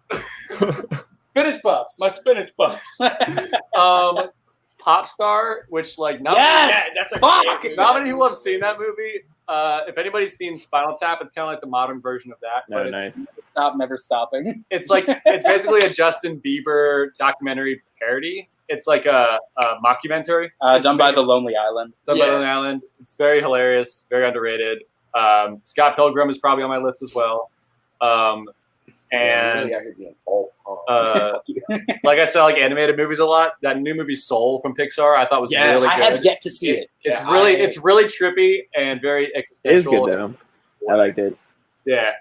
What is that? Is that on? It's on Disney Plus, right? Yeah. Disney Plus. Disney Plus. I'll watch it tonight. Disney Plus. What about you, Nate?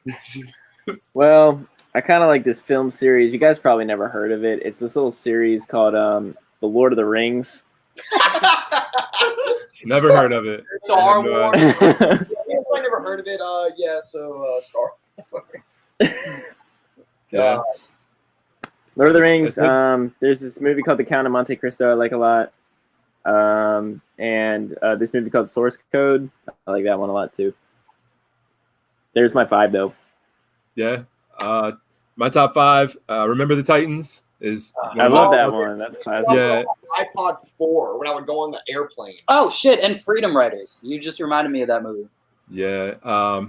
So that Moana is one of my favorite movies. Dude, Moana's my shit. Yeah. Me and my wife will sing that word for word. We'll go on drives and just put on Moana and fucking scream it. Maui is the man.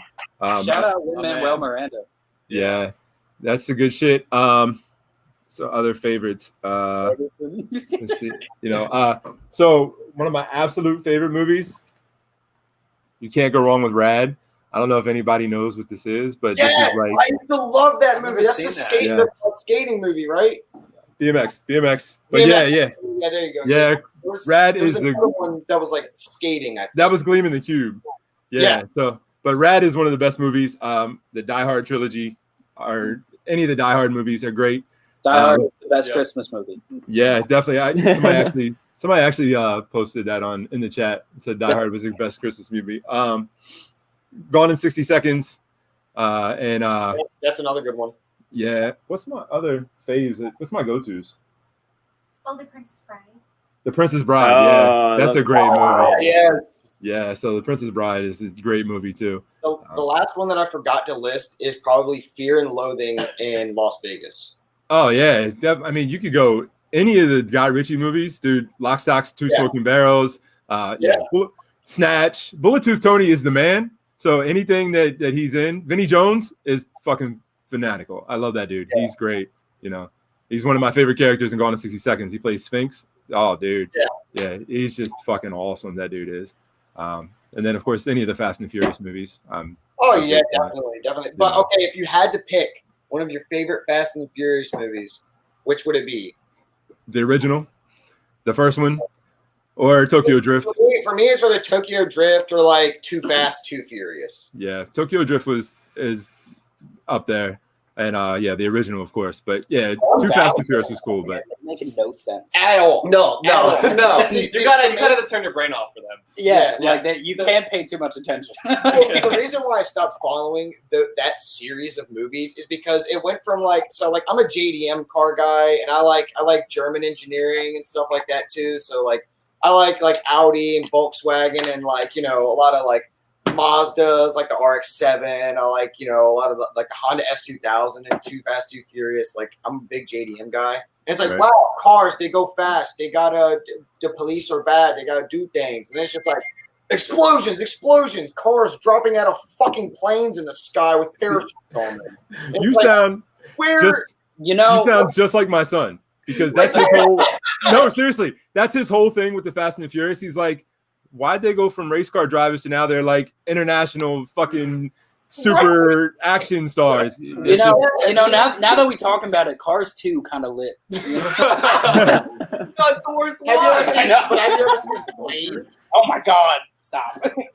Yeah, Cars is great though. Those are great. Yeah. Fast and the Furious, you kind of have to like turn your brain off for them because Someone like said slow and the very calm. they just kind of start breaking physics, and shit. Like I'll like watch a trailer and it's like The Rock is like on a cliff, like hanging under a rock, and he's like holding a car up, and I'm just like, oh, okay, like There's actually, so you know the scene, I can't remember which one it is, but it's where they're like dumping the cars out of like the AC-130 that's flying through the sky. And then they like all miraculously land safely exactly where they needed to. Somebody made a cartoon skit of what it would actually be like. And it's like this one guy like drops down, and as soon as like the chute deploys, it just shows him like splattering against the windshield. And then one guy gets blown by the wind and fucking he just drowns in the ocean. And it's like, that's what would actually happen. Not you just landing perfectly safe down on the road that you needed to land on. My mom That's called terrible. me out because I was obsessed with Happy Feet when I was a child, and we don't got to delve Hey, into bro, that. Just Happy wanted to Feet, talk about it. nah, bro. Happy Feet is great though. Yeah, we love some Happy Feet, dude. Happy Yeah. Feet If is it's terrific. musical, it'll slide. It'll slide. Yeah. Happy Feet, bro, we don't dance. I was 7. I have I'm autism. 7. It's so it's okay though. It's all right. I love some Happy Feet, dude. Happy Feet's wonderful. Both of them. Happy Feet 1 and 2 was great. I was just thinking of something. We'll go. Okay. stop it. Uh-oh, Adrian's thinking again. It's gone, but I was just watching. Oh, never mind. It wasn't a movie. It was a video game. Never mind. Video games. All right, so top 5 video games. Fuck, man. There we go. All right, so See? I started off with the classics. All right, We go let's go. PS I'm going to start PS2. I'm going to say You- Onimusha. you- he only said 5, Jeremy. You only said 5. I'm only on number It's one. on the list I'm only on number one. I'm only on number one. You sound like you're about to go on a 30 list here. So I'm gonna start with Onimusha. It was a like a samurai game on the PS2. It was way ahead of its time. I'm gonna say every Tony Hawk game in existence, Yes. especially Underground 1 and Underground 2. I'm gonna have to say Flappy Bird. I mean, What the fuck? that game is the song of our generation. Oh my god, that's pretty fucking sad, dude. Okay, no, but like Spyro. Spyro was a huge game for me. I'm gonna have to say like whenever I started playing like Smash Bros or like Mario Kart, any Mario game. And for like the last one, I'm gonna probably have to say like Modern Warfare 2. As far as like person shooters, that was like that one game that like really like opened up the world of first person shooters. That kind of brought like a new light to it. And I used to be that nerd that like I'd get off of like the bus, I'd go home and I'd be like doing like quick scoping lobbies and like try to do trick shots and stuff like that in that game. So that's probably my 5. My 5 is gonna go real quick. All right, we got Kingdom Hearts. We got Ratchet and Clank, The Last of Us, Life is Strange, and Undertale. Nice. Oh, Undertale's a good one. Those are my top 5. Is it my turn? Or is it my turn or is it Nate's turn? Either. Rock, paper, scissors. Uh, Between the ginger. So I think I'm going to take one of Jeremy's, which is Modern Warfare 2. I like that game a lot. I have a sentimental attachment to it because it was the first rated M game that I was allowed to play growing up. And like, I just remember like, you know, there's some edgy content in that campaign. Y'all remember how they shot up an airport? Yeah, No Russian. No Russian. I'm like 13 years old in an airport as a Russian, just letting the fucking light machine gun sling, dude. And as a kid, you don't really think about it, but there was a moment like that campaign where I was like, If I can intervene for a second, I was super late to the Modern Warfare 2 thing. Like I played Black Ops and Junk when it first came out, but I was like, I only just recently was like, okay, I never played the Modern Warfare 2 campaign before. I need to do this. And I remember hearing a lot about the No Russian campaign, and I was like, oh yeah, whatever. I'm just gonna shoot like CPU people. And then I started playing, and I just got like real sick to my stomach. And like I was just like, and I didn't shoot anybody. I was like, I can't do this. I was like, this is just a little too uncomfortable for me. So the reason why I didn't have that sort of like guilt complex in my head was because whenever I was younger, my dad used to let me play Vice City. He used to let me. But play. even then in Grand Theft Auto, like yeah, sure, I'll just shoot whoever. Like who cares? But it was just something about like I think it was just because of like. You know the whole mass shooting and gun laws thing wasn't like something I thought about 10 years ago. Yeah, that's fucked up. Right. Whereas now it's like oh like I've seen a little bit too I feel much. like I should clarify. I brought that up. That's no reason why I like the game. He said, let me just say I love this game just because of no Russian. That's my favorite part of the game. It's the only thing that I play. I play that fucking thing over and over again. I don't give a shit about shooting everybody. Oh damn, we're not that white. Hold up. And kill all those It's a tie between the terrorist level of the campaign and all the racists in the multiplayer lobby. You know, The big reason why I love that campaign is the last level. oh, it's so the last good. level where you're literally on the ground and you have to like pull this knife out of your chest and like And flip throw it away. in his eyes. Yeah.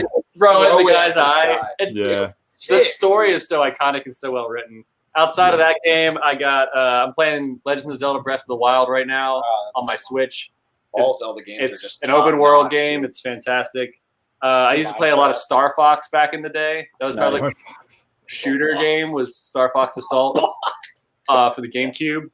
And then for my last two, I got Halo 3 and Halo Reach. Ooh, both Uh, are absolutely life changing. Halo Reach was like the first game where I was like, hey, Mom, you trying to take me to the store so I can get this like the day it comes out? And like, shout out to my mom for taking me to GameStop at like 6 a.m. I pre-ordered Halo Reach and she got it for me. Yeah, And my mom used to do that with like Call of Duty games. Shout out I'd, to my mom for getting me into Kingdom Hearts at age 5. like I would literally save up like a big like, and I don't know if my mom's still watching this or not, but I remember I think it was Modern Warfare 3 actually. I saved up like dollar quarters, like the gold quarters, and like pennies, nickels, dimes, and literally counted them all on my room floor. oh, dude, me too. And had my mom yeah. take me to GameStop because I remember when Modern Warfare 3 came out, they did like a 10 p.m. drop.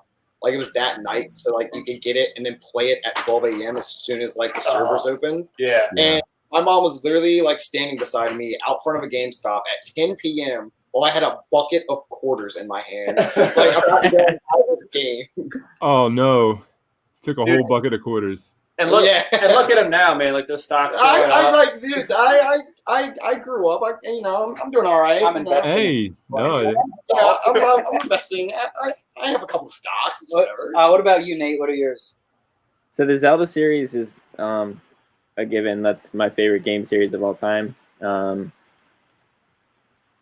What are some things that no one said yet? I kind of want to. I'm trying to think of things no one said yet. If you can remember, which one was it that was on? I can't remember which Nintendo system that was on, but it was one of the older ones. It was the one where you could get the mask and like Majora's Mask. Yeah, there you go. Yep, that was It's in the fucking title, Jared. Listen, okay, it's been a while, but that was probably one of my favorite ones. I've always loved Zelda too. I should have said that, but Legend of Zelda, the one with the mask. You know, the one game with the people and the mask and yeah, that guy with the and sword. his name is Zelda. No. No, fuck no. That's awesome. Yeah, no. I guess my top games would be the Tony Hawk Pro Skater, the original. The music in that one was phenomenal. That was my favorite.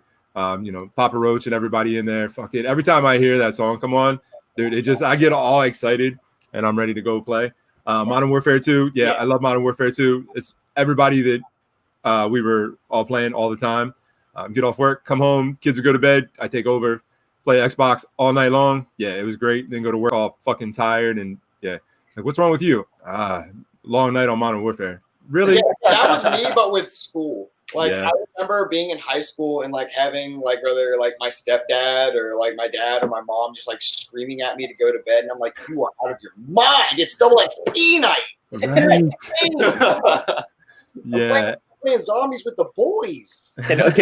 Does old school RuneScape count as a top 5 game? Yeah, You said double XP, and I was like, actually, Yeah, I would say absolutely. RuneScape that's a classic. That was the shit.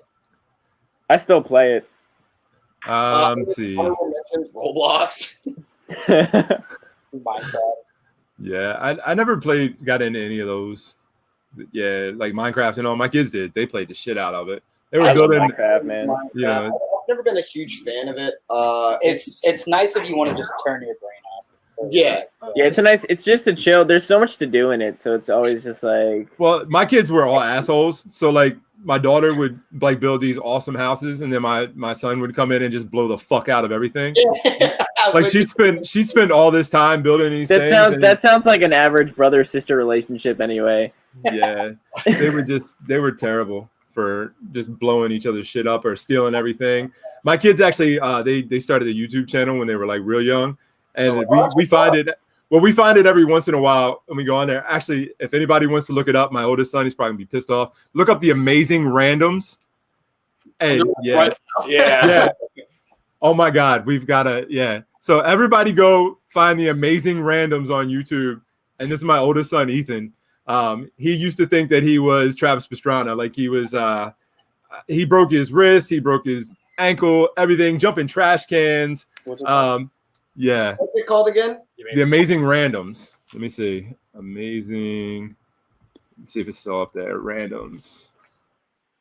Was he in middle school when he started this account? This sounds like a very middle school name. Dude, he was like elementary school, middle school, and I'm trying to find it now. Because I feel like every middle schooler that had like a YouTube channel back in the day would say like, "Oh, I'm so random" or "awesome random." Is this it? No, that's no, that's not it. That's awesome This randoms. one it. No, let me see. Hold up, I lost my screen. Where'd it go? First Yep, video, Ethan that's and the Luke. one. Ethan and Lucas, yes. Yep. I took them for one of their birthdays to Hooters, and they were singing and flapping their wings and whatnot. But yeah, the Amazing Randoms. Everybody go just watch all his silly ass little videos. I subscribe. I'm that for sure. I'll send it. So like, there's videos of him and my youngest going into Minecraft and like, oh my God, we got a double fire spinner guy and we just found him and it's all.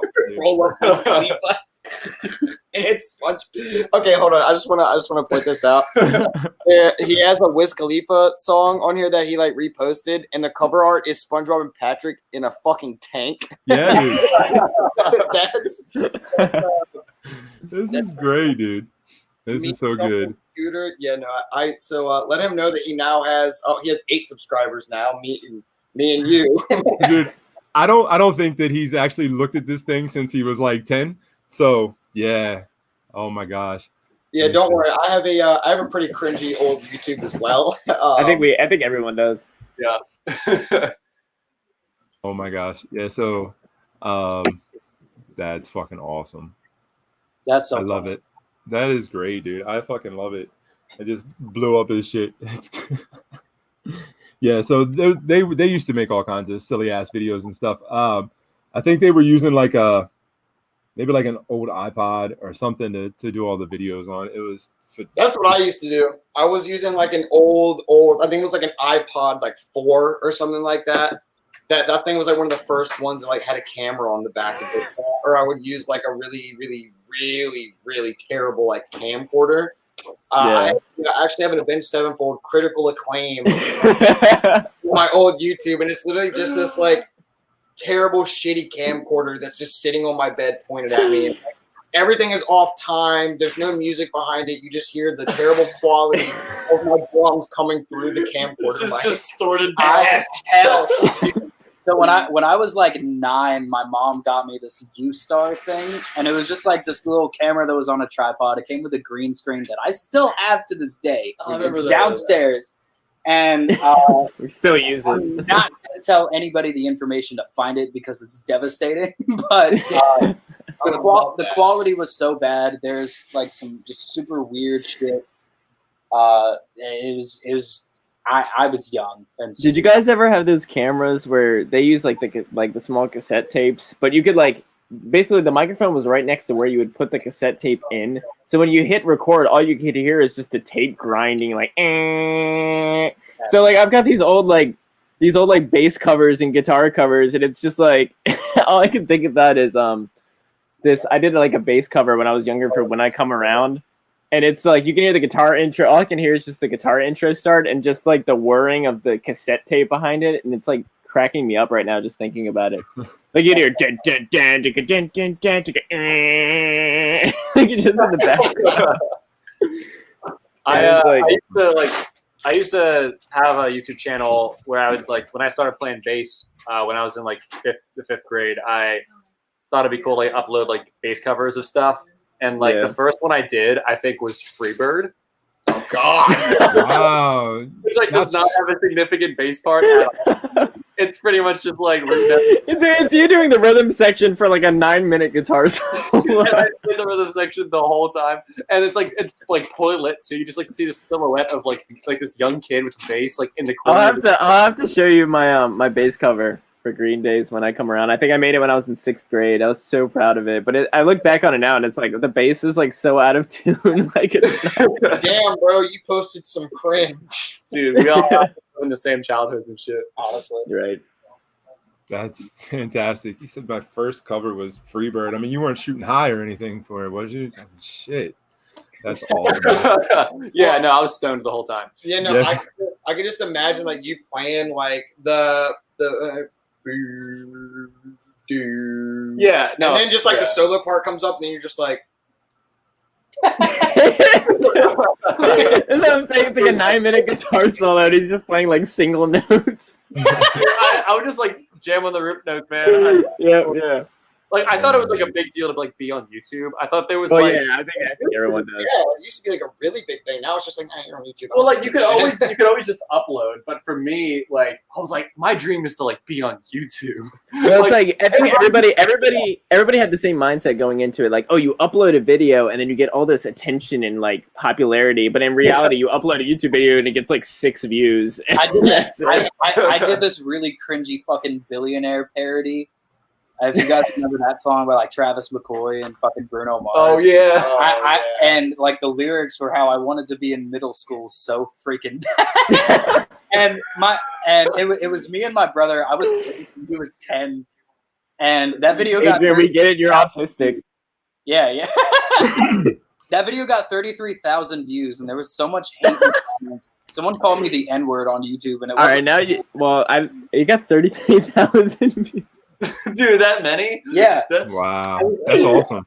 Yes. So DNR Bear, one great comment. To each band member, do you think you should have been born in a different era? If yes, and why? Which era and why? I wish I would have been born during the era of the Black Plague, so I would have just died already. Jesus, sad as fuck for real. God damn it. No. I wish things would have been different in this, like the era that we're in now, but I think things would have been a lot shittier, maybe just for me, if I was born any earlier, because I don't have a good reason as to why. Maybe like 10 years earlier, so that I could utilize what I'm doing now in the era that it was supposed to be released in. Everyone's like, yeah, this would have been really good in 2005, and it's like, maybe it should have been, but that's yeah. But that's really it. I think where things are at now, I think it's easier to do what I really want to do in life, which is music. You know, the internet is so accessible, and as toxic as it is, it's easier to find people who will actually support you instead of like 10 years ago where you had to like personally ask people. I don't like people that much. It was very difficult. It was extremely difficult, especially like on like a music aspect. Yeah. I would have loved to be one of those bands that blew up on MySpace though. Yeah. Oh yeah. Yeah, like so for me, to be like for how I look at it is that like every generation that there is. I lived through the 1920s. I would have been rich. God, Dogecoin wasn't a thing. It could have been. So like. For me, whenever I think about different generations, there's always like the category that where as you get on fucking Dogecoin to look at it, goddamn stonks, bro. Like in every generation, there's always that category that you're in now. You would have been in that category back then, like without a doubt. So like me, for instance, I would have grown up in like the punk skater kids. I would have, I would have been that kid. I mean, I'm like covered in tattoos now. I would have been covered in tattoos back then. The music probably would have been a little bit different. The ways, like, for instance, like the music scene, it operated in a completely different manner. However, like he said, maybe like 10 years sooner, I would say if I were born earlier in the millennial group, I would have been a little more okay with it. Because like the music that we make and like the music that I like, I feel like I would have fit in a little bit better. But like, I mean, when I was in high school, it was bound to happen. I was friends with a lot of people, but I mentioned it earlier. I was still on the bus in the morning listening to like fucking Fall Out Boy and shit like that. And like, I mean, like had like my hair straightened sometimes. I had long hair. I wore Vans. Everybody else was wearing Sperry's or like, I mean, I wore stuff like that, but like I was on the football team and everybody was listening to like 2 Chainz and like Chief Keef. And literally I was on the bus on the way to a football game listening to Miss May I, and they're screaming about like being sad and like just like all this other shit. But if I had to choose, I would say I would have liked to have been born in like, let's say I'd want to be born in like 72. So that way I could really live out the 80s and live out the good parts of the 90s. Because there's a lot of funny shit that happened at that point in time.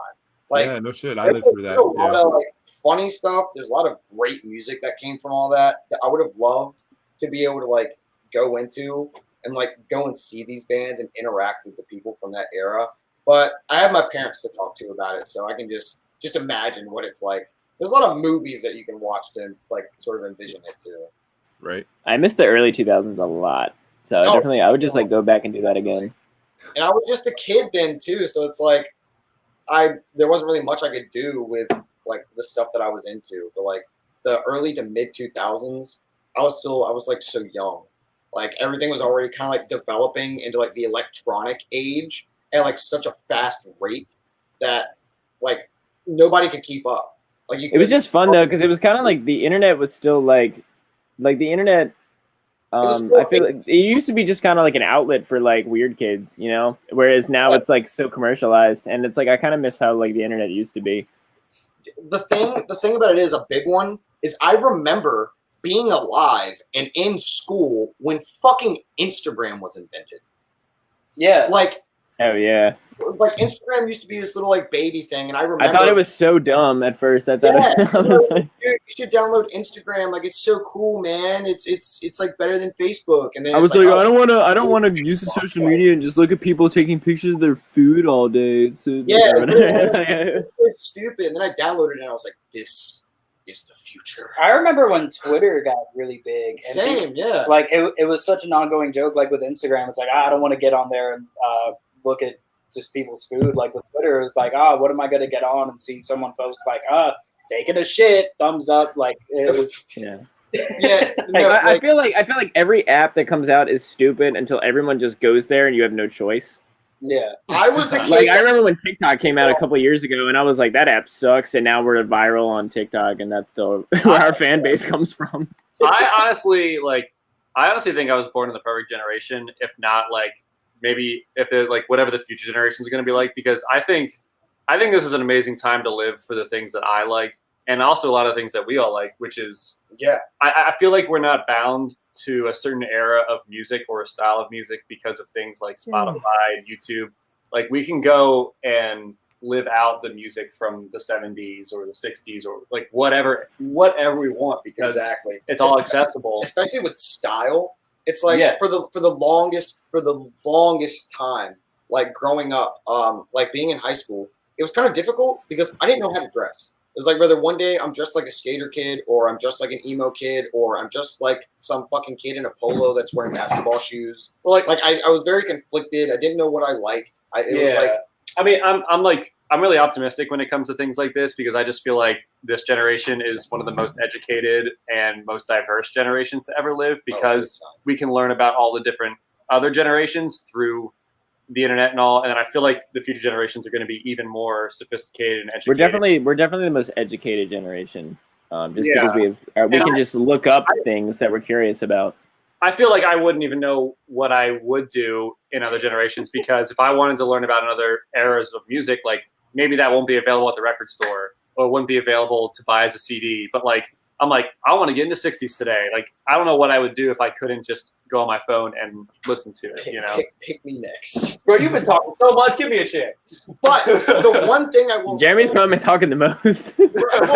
listen, I got a lot up in this big ass head, bro. So for me, if there's one thing that I have to say of like me being born in the wrong generation, growing up, I was a shithead. I was a crazy ass kid.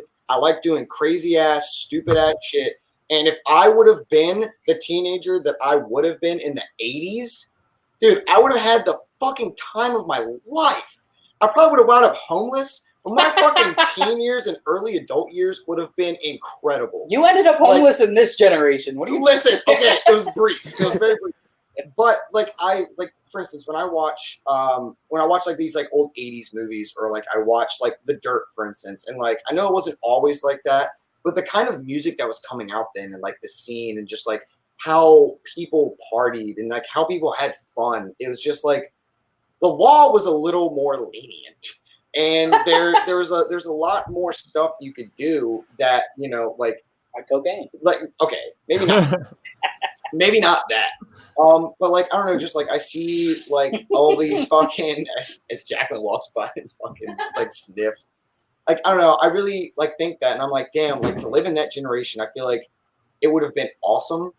I feel like because I wasn't born then, I've missed out on like a very, very like prime era, especially like the mid to late 80s to like early to mid 90s for sure.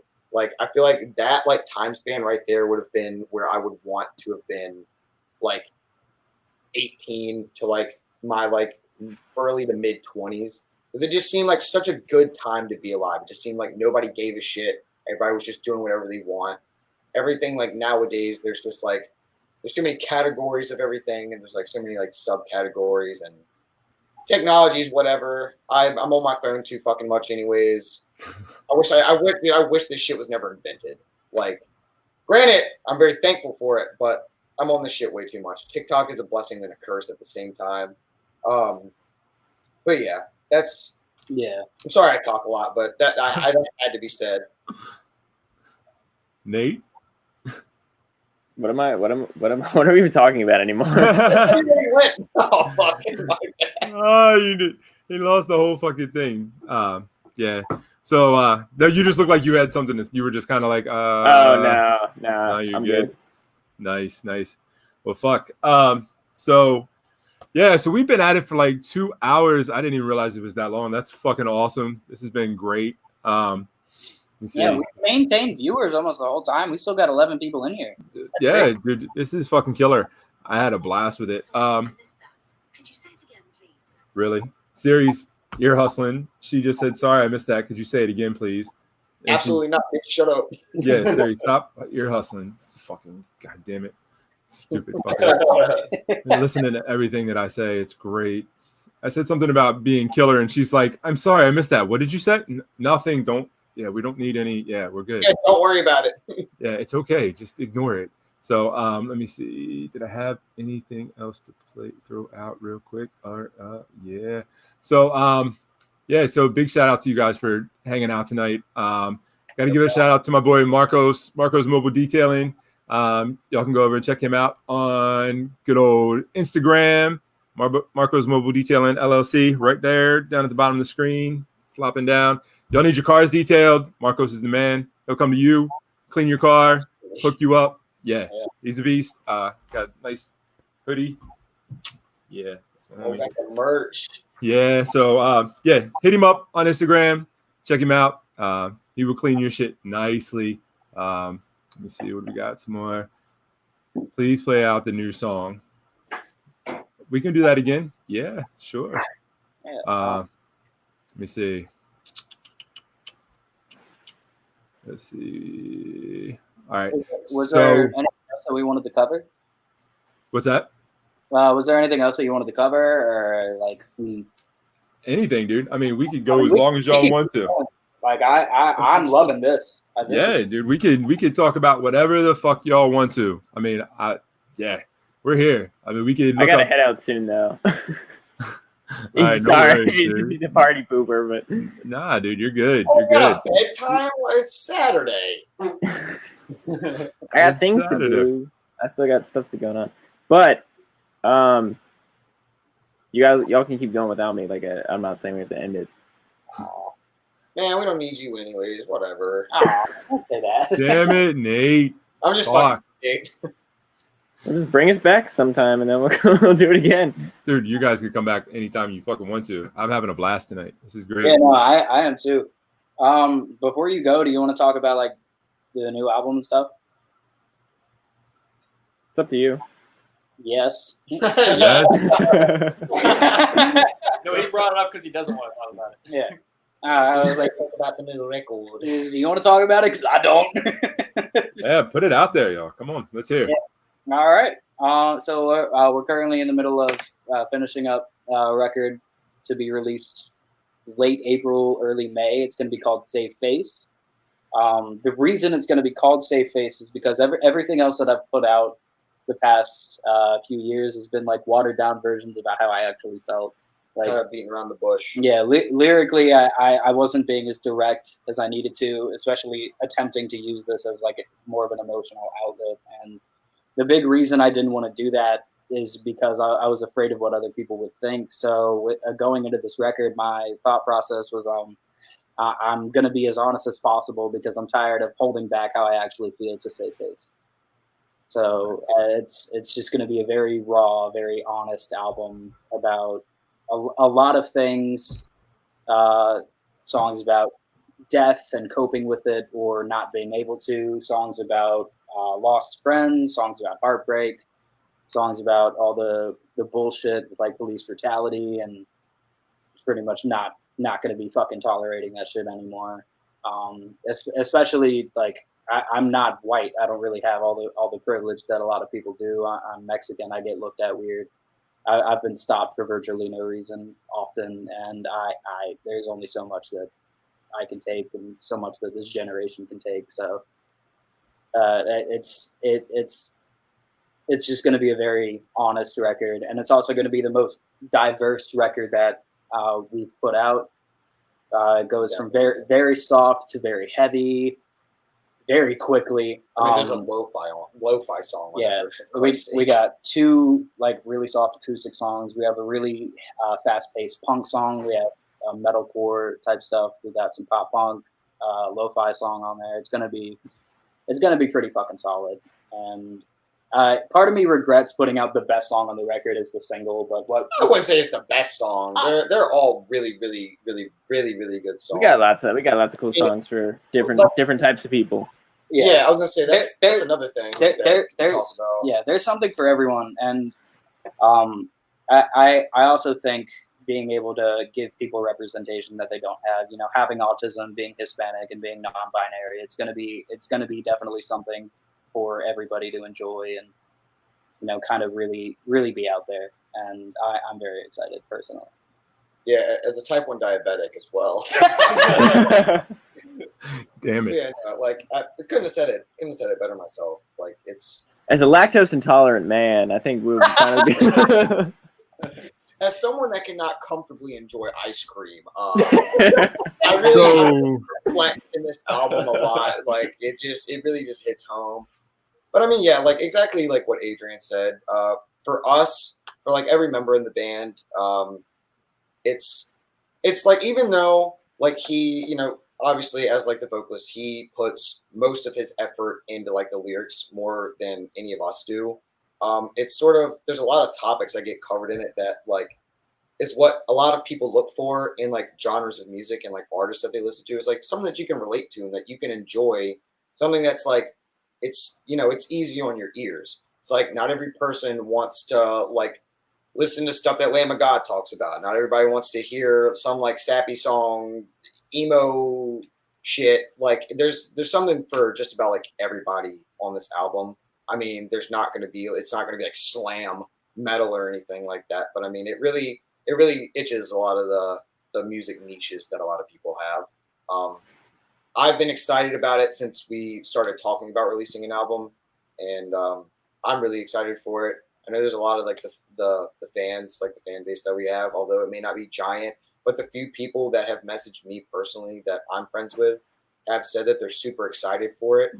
Even like showing, like we make a song and I show my mom the song, or I show my dad the song, or I show a friend the song. They're like, that sounds really fucking good.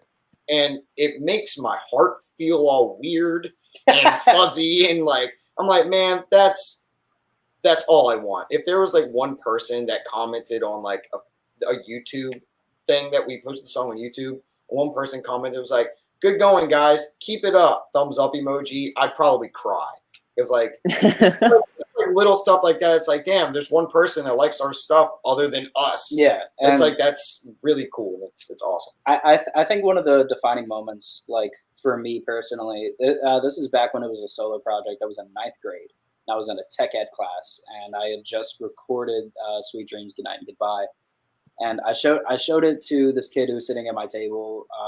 He did like rap music and stuff.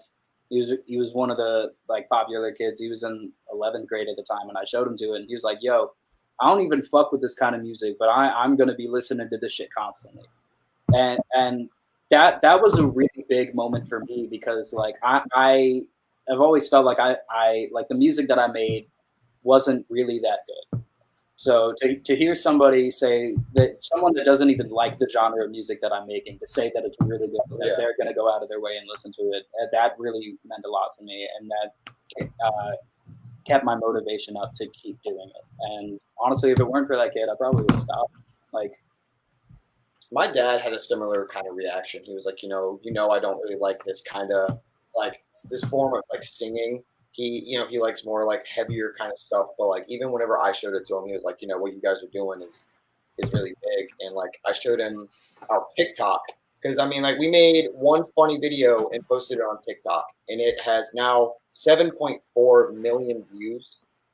We started off with 85 followers on TikTok. We now have over 50K followers on TikTok. And then we turned around and we were like, oh, well, let's post this funny little like jam session thing that we did, where we were playing the song that we're about to release. And then that video got 60,000 views. Yeah, I was say that blew up. I mean, like, very thankful for everything, even if it's just the littlest amount. Support or no support, we're still gonna do it. It's still really fun. It's stressful as fuck. Listen, I know there's not a lot of people. There might not be a bunch of people watching this. Making music is fucking stressful. It is really, really tiring. Everybody has a work schedule to get around, but like at the end of the day, like still just like in the band group chat, we're all still having fun. Yeah, it's still just really fun process, and that's all we're really looking to like get out of it. Yeah, it's different, but it's enjoyable, and that's a really big source for me, because I don't really have many enjoyable things in my life. So it's just something we're all equally passionate about, for sure. Yeah, and it's been hard to get to this point, but we're here and we're gonna hit the ground running, and I'm stoked personally.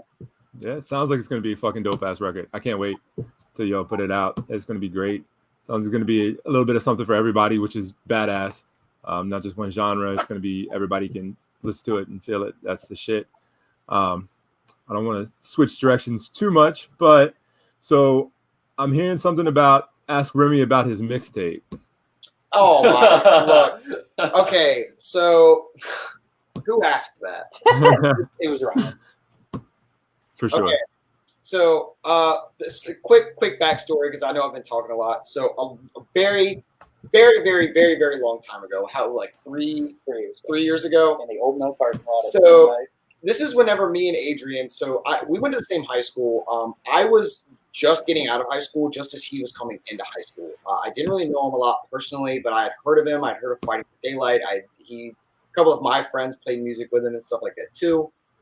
I asked him a long time ago. I was like, hey man, at this point I really wanted to be in a band. I didn't give a shit what kind of music it was. I was like, bro, my destiny is to be in a band and look cool. So I asked him to be his drummer. And at this point in time, Adrian was a bit of a dick. Yeah. Not a dick, but To explain before he because he remembers what I said more than I do. Being autistic, I don't know how to communicate properly. Especially back then, I didn't really have any social skills. So when I thought I was being polite, I was being an asshole, and it took me years to realize that change and that differentiation. What did he say?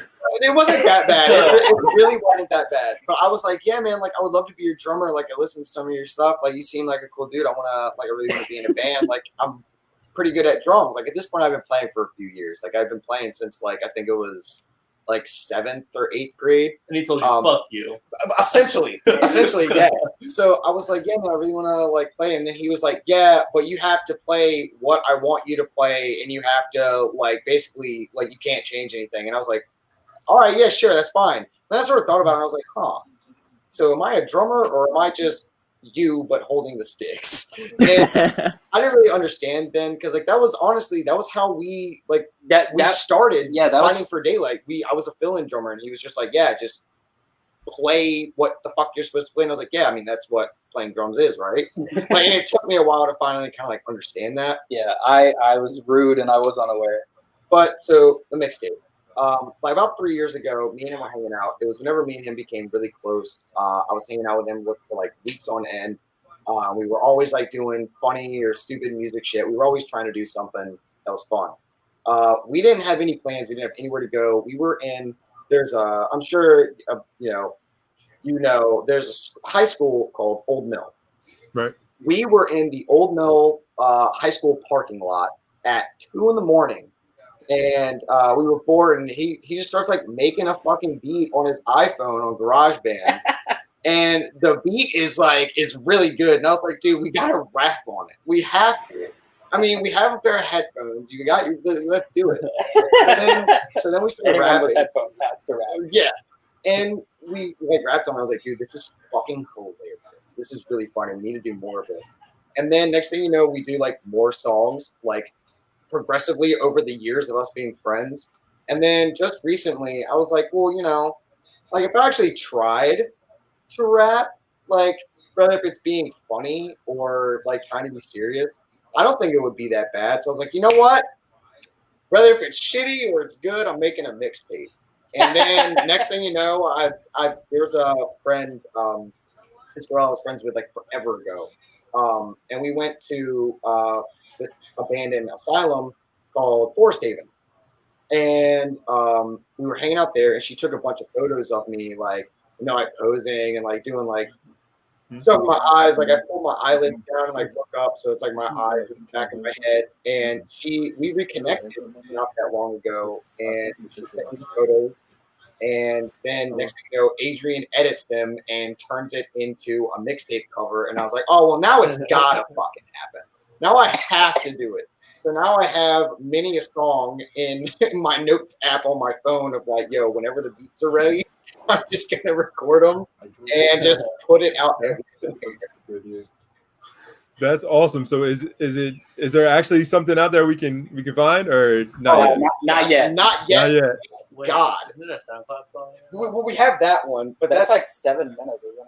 well, there's a lot of people. So like I feel like a lot of people, like, because we were talking about like generations and stuff earlier too. I feel like a lot of people in our generation have like somewhat easy access to a way to make a beat on their phone or on their laptop, and I can make one whatever microphone they have, they can rap over. And so like there's so many people that can just easily put out like maybe a really good rap song, or maybe just a really shitty or like funny rap song. On purpose, On purpose. So, like, one of the activities that like we do, and like when the friends come over and hang out and stuff, is like basically we get fucked up. Yeah, we'll like, put a little funny juice in our system, and we go down to the stew. And what was that song, you guys? I'm thinking about it now, and it's making me laugh so hard right now. Talking about hold the yoke, young folk. Yeah. Okay, so. For instance, one of the things that we did, so we made a shitty R&B song. And all I can think about is what made me laugh so hard is Jeremy's backup vocals. the auto-tuned backup. I'm literally crying, like thinking about it, because that's how funny it was. So, how I was talking about earlier, one of my bigger influences was Drew Hill. One of their songs, "Beauty." I sampled the intro drum track to it and just looped it, and then played like guitar and piano chords over it. We had our friend Aaron O'Connor from what used to be Skyward Story, but now he's doing his own project. What is it called? The Varden. That sounds like the farting. Anyway. Thank you for reading my mind. And we just had him and Jeremy do like a verse on it. And Jeremy's verse is primarily about eggs. Oh my god. And there's one part that I had like a 13 vocal track layer of just the word egg. And it's absolutely hilarious. We should. I need to hear it now because I'm like crying, laughing, just thinking about it. I'll send you the link. Part of me Just really the you made me laugh so hard. like it was just fucking. It was like a really weird. Maybe like, we'll drop it sometime soon. honestly, Yeah. I'll ask Aaron about it and see if he's down for it. And God, I'll just I'm try sure it. he wouldn't care. But so some of the lyrics, just to put it into a retrospect of like how ignorant this fucking song is so basically I'm like R&B. I want to be sexual. You know what I'm talking? I want to have that love making feel to it. So some of the lyrics are. Spread your legs in the morning. I'm making some eggs. Oh, I know, but all I can think, Jeremy, all I can think is like, making some eggs. Wait, stop, don't stop, wait, stop. Somebody's coming up the steps. I hope it ain't your ex. Alright, I'm out this bitch. Wait, why do I smell eggs? I thought this bitch feels like eggs. I thought it wasn't fucking with eggs.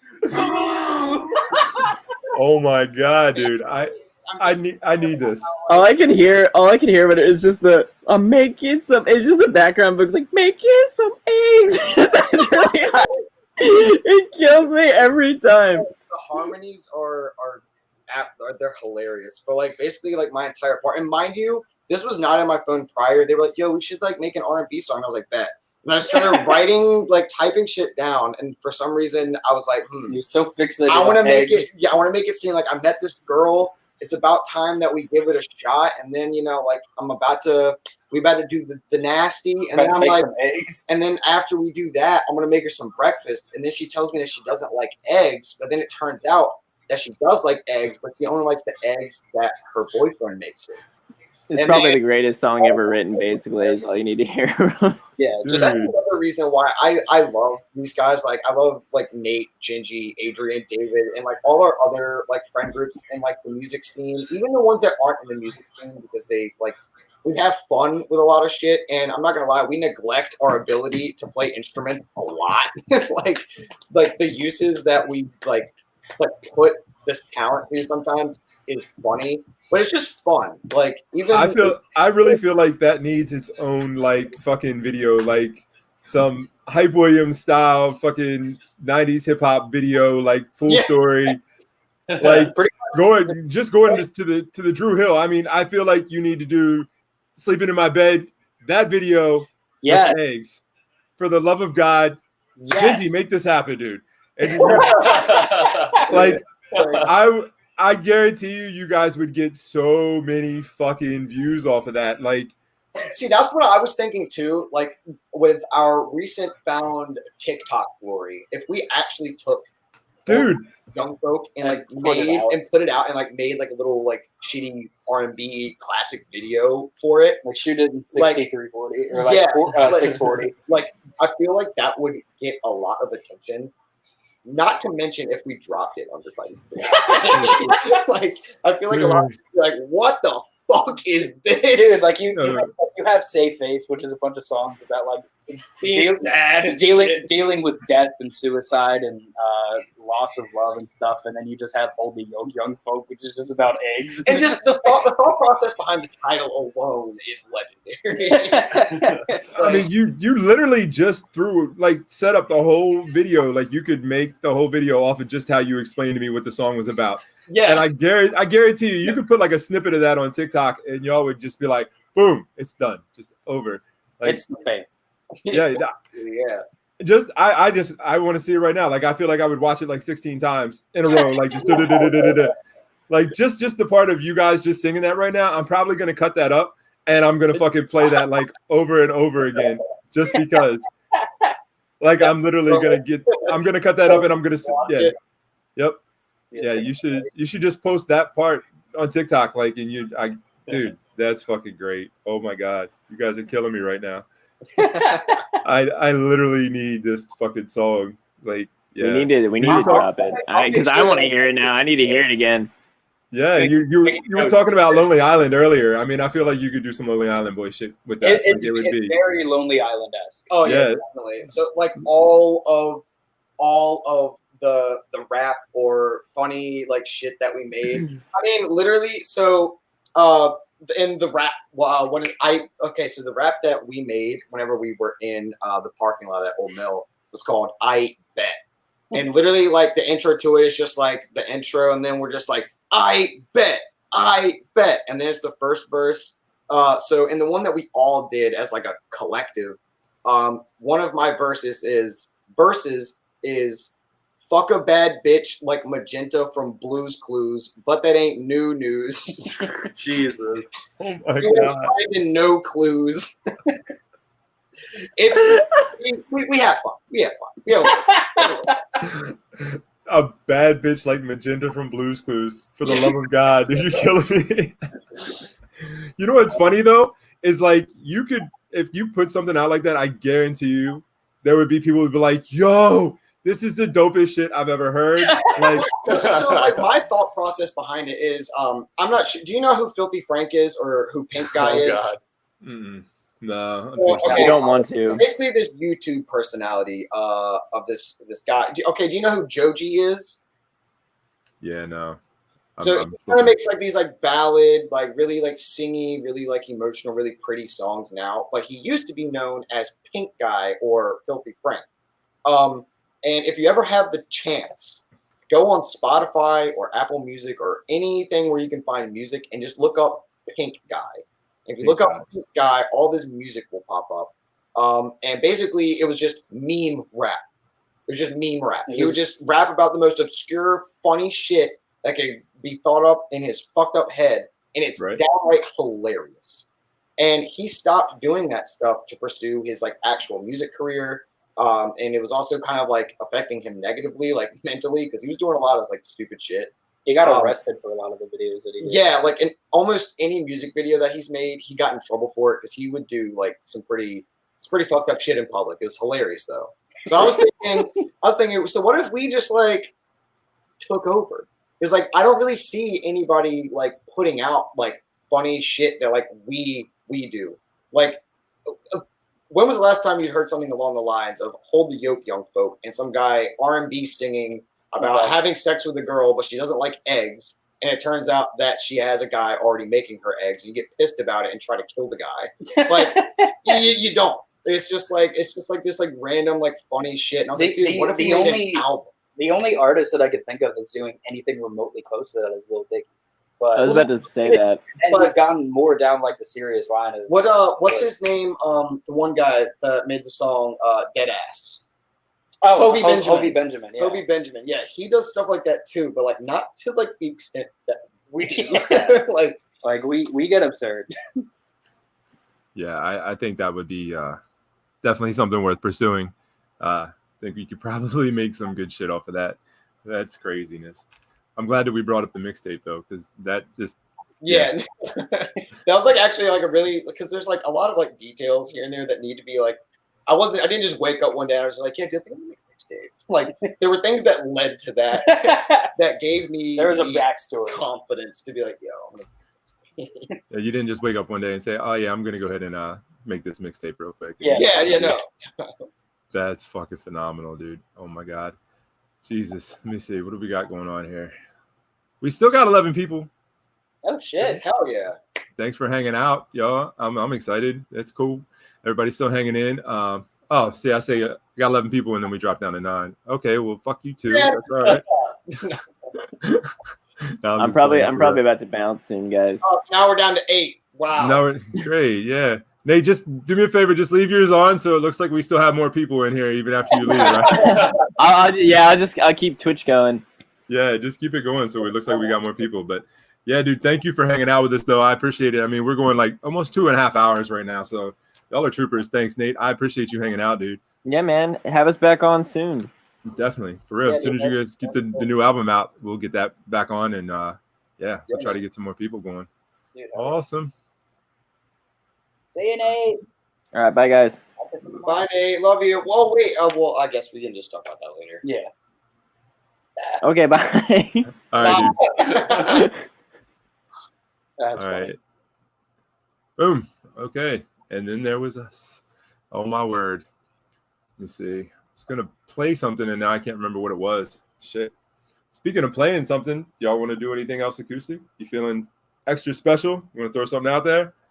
What should I? What? Sugar. That's all I can think of. No. Do it. Oh, dude, I was playing with a fucking penny, and there was a pick this whole time. Goddamn. Is there like another acoustic in here? Not that I know of, unless Okay. you got something somewhere. Oh, God.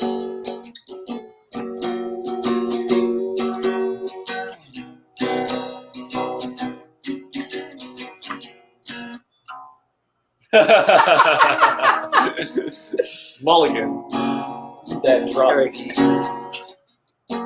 Last night I slept in my car, though I barely slept at all.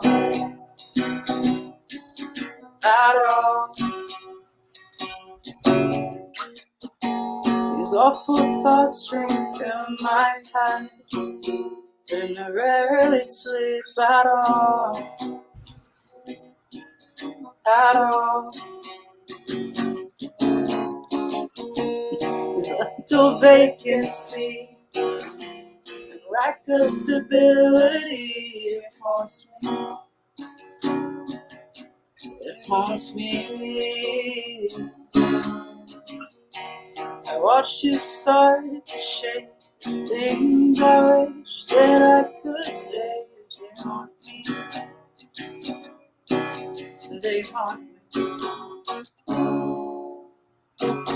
Just help me find some clarity, longing, a sense of peace, a bit of complacency. So maybe I can finally get some sleep. But if things turn out differently, maybe I could breathe.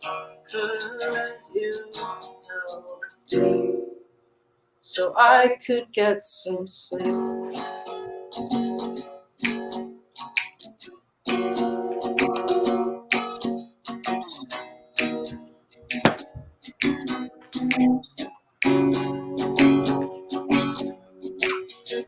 Last week I totaled my car. I'm surprised I lived at all. At all. The damaged skin that wraps my frame can't seem to stand it all. At all. Maybe if I had turned around, everything would be okay. You wouldn't have to end. I grabbed you as we hit the ground, and I was so afraid you'd never be the same. Please help me find some clarity, longing, a sense of peace, a bit of complacency. So maybe I can finally get some sleep. But if things turn out differently, and maybe you could breathe, dear God, help me so I could get some sleep.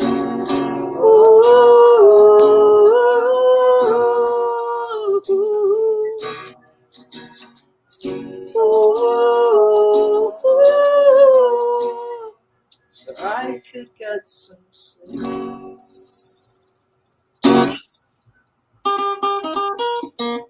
Oh shit. God.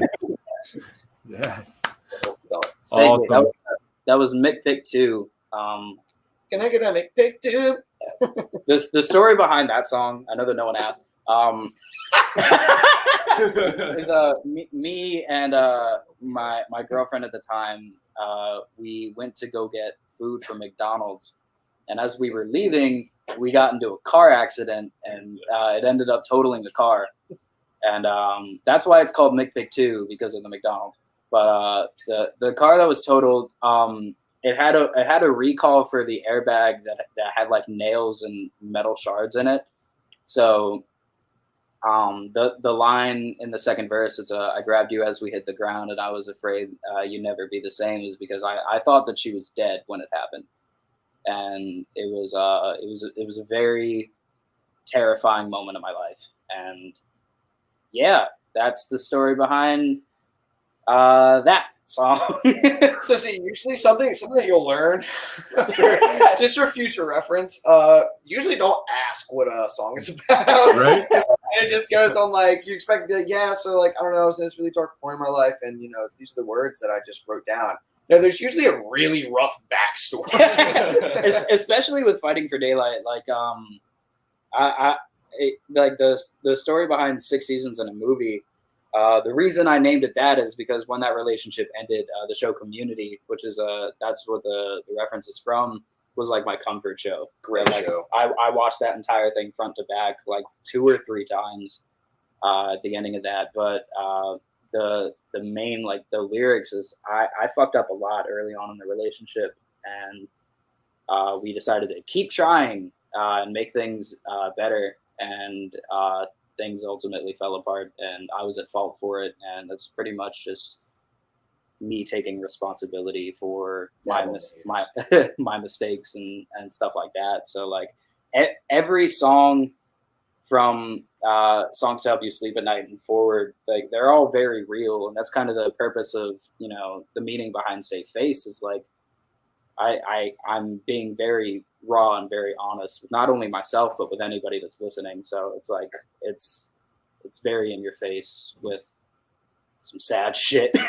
So when Adrian approached us to do this album, and he was like, "Hey guys, I really want to do this album," we were really there for him. Like we realized at that moment, like, wow, we have to do a lot of really shitty things to Adrian so that he writes some good songs. Literally, well, like what's the lyric? Is it Bayside? If I were ever happy, I think I'd find myself out of a job. It was like one of his lyrics in a song, Yeah, I because think like so, yeah. all of his songs, like the guy, he was the vocalist for Bayside. Like he went through a lot of shit. Like he was married, his wife left him. He got married again. You guessed it, his wife left him. Like he just went through like mad hard depression, and like almost every song except for maybe 2, they're all just like about like him going, like just going through like all this terrible shit. And in one of like his songs, he's like, "If I were ever happy, I feel I'd find myself out of a job." Yeah, it's like with it's not so much everything that we write about, but it's like but it kind of is, especially that's where when a lot you of look. good lyrics stem from. Though. Yeah, It's like when you look at the lyricism on almost all of Songs to Help You Sleep at Night, like Mick Big 2 was about the car accident where I thought that I Won't Be Gone Long, Seymour. She had died. I Won't Be Gone Long, Seymour is about our friend that had passed away. It's Too Much and I'm Sorry was a revision of a suicide note. Like everything that I've written for like the past 2 or 3 years have been very painful, but very honest nonetheless. And that's where we're at now, and where we're going to continue to be. Bro, dab on the hater. Dab on the hater. It's killer. You guys are gonna be fucking awesome. I'm glad y'all were on the show tonight. It was fucking phenomenal. Like I said, it's the first time I've had people actually play music on the show live. Oh, that yeah. was cool. Awesome. That was so. There's a lot of firsts tonight. First time we got any viewers on Twitch, which was fucking cool. Yeah, you guys are killer. I am gonna also to everybody watching right now. You're already watching, or you're already on it. Just hit the subscribe button on the thing. Yeah, definitely. If you none, it helps him a lot. You know what I mean? Like yeah, like the more the merrier. Like And you can keep up with bands around your area and just like other bands that he interviews. So definitely be sure to, go ahead and subscribe to him. It's a dope show, and it gives a lot of opportunities for smaller artists, and that's fucking awesome. Like, any other bands that are watching or anybody knows any other bands, tell them to hit me up on any of these platforms. Go to ragedjs.com. Hit me up. I'd love to have any other bands come on. We have a blast. Talk about whatever you want to, just bullshit and have fun like we did tonight. I had a blast with it. So, but I am going to get ready to roll out, though, because I do have to be to work at 5 in the morning. So, that's understandable. Yeah, sorry we kept you so long, man. No, dude, I've had a blast. Like, I would sit here all fucking night long and do this shit. But, I really appreciate everybody coming on tonight. Again, Fighting for Daylight, fightingfordaylight.com, ragedjs.com, Marco's Mobile Detailing, LLC on Instagram. Follow me everywhere. Go out and follow these dudes. Hopefully we get some live shows soon when the COVID breaks up and, we can see some good shit. That'll be awesome. Guys, we need that mixtape. I need I need the eggs video. I need this to happen. Like, I really need this to happen. I mean, it's got to be. We will. We'll definitely do our best to get that out, so you have something to laugh at. Dude, that would be dope as shit. Especially with as depressing as Fighting for Daylight is. Yeah, we gotta shine some light, man. We definitely gotta have a break in the darkness. Right. Definitely. Another thing I want to add for anybody that's watching, like, I know that we've touched on some pretty dark shit. If any of you are ever feeling like shit, our DMs, our messages are always open for anybody that needs it, and we're here not to just be a band that you guys listen to or somebody that you guys follow, but to be for sure close to you and try to help you out as much as we can, or just bullshit and just send us really dumb shit on Instagram. I'm for any of it. Yeah, that's always been another thing that I really liked about like how you go about like doing some of the stuff on like the social media platforms. We're very like connected with a lot of people, and it's like there's like Fighting for Daylight Connect. If you go on that and look at it, it is literally just a shit ton of memes. It's just us like talking with people and just like laughing about stuff. And it's like even if we did have a shit ton of people following us and listening to us and like being our fans and stuff like that, we'd still we're not gonna just like not connect with people. Yeah, because there's been a lot of bands that I've followed since like the early only having like 100 listeners on like Spotify days. But like now they not putting it against them, they don't really have the time or the like strength or effort to be able to like connect with people like that. Yeah. So like we like to stay in contact with like a lot of our fans and a lot of the people that enjoy the music. Yeah. Even though most of them are friends anyways. But I mean, like that one dude said sending like love from Scotland or something like that earlier. Yeah. I was like, what the fuck? You're in Scotland? What? Like I didn't know. Yeah. Is that a real place? I don't know your hair color. Yeah. Oh shit. All right. Well, we're gonna go out with 6 Days again. We're gonna play that song one more time on the outro. So yeah. I appreciate you guys so much. We're gonna play the video and keep in touch and we will talk to you guys soon. Thank you so much, Joey. Thank you, man. All right, guys. Later.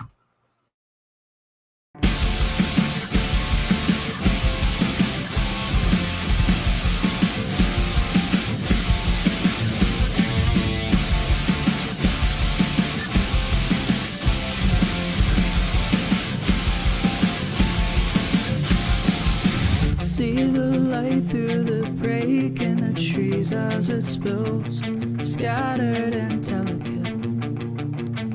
See your face in the passenger seat as you speak, softly but deafening.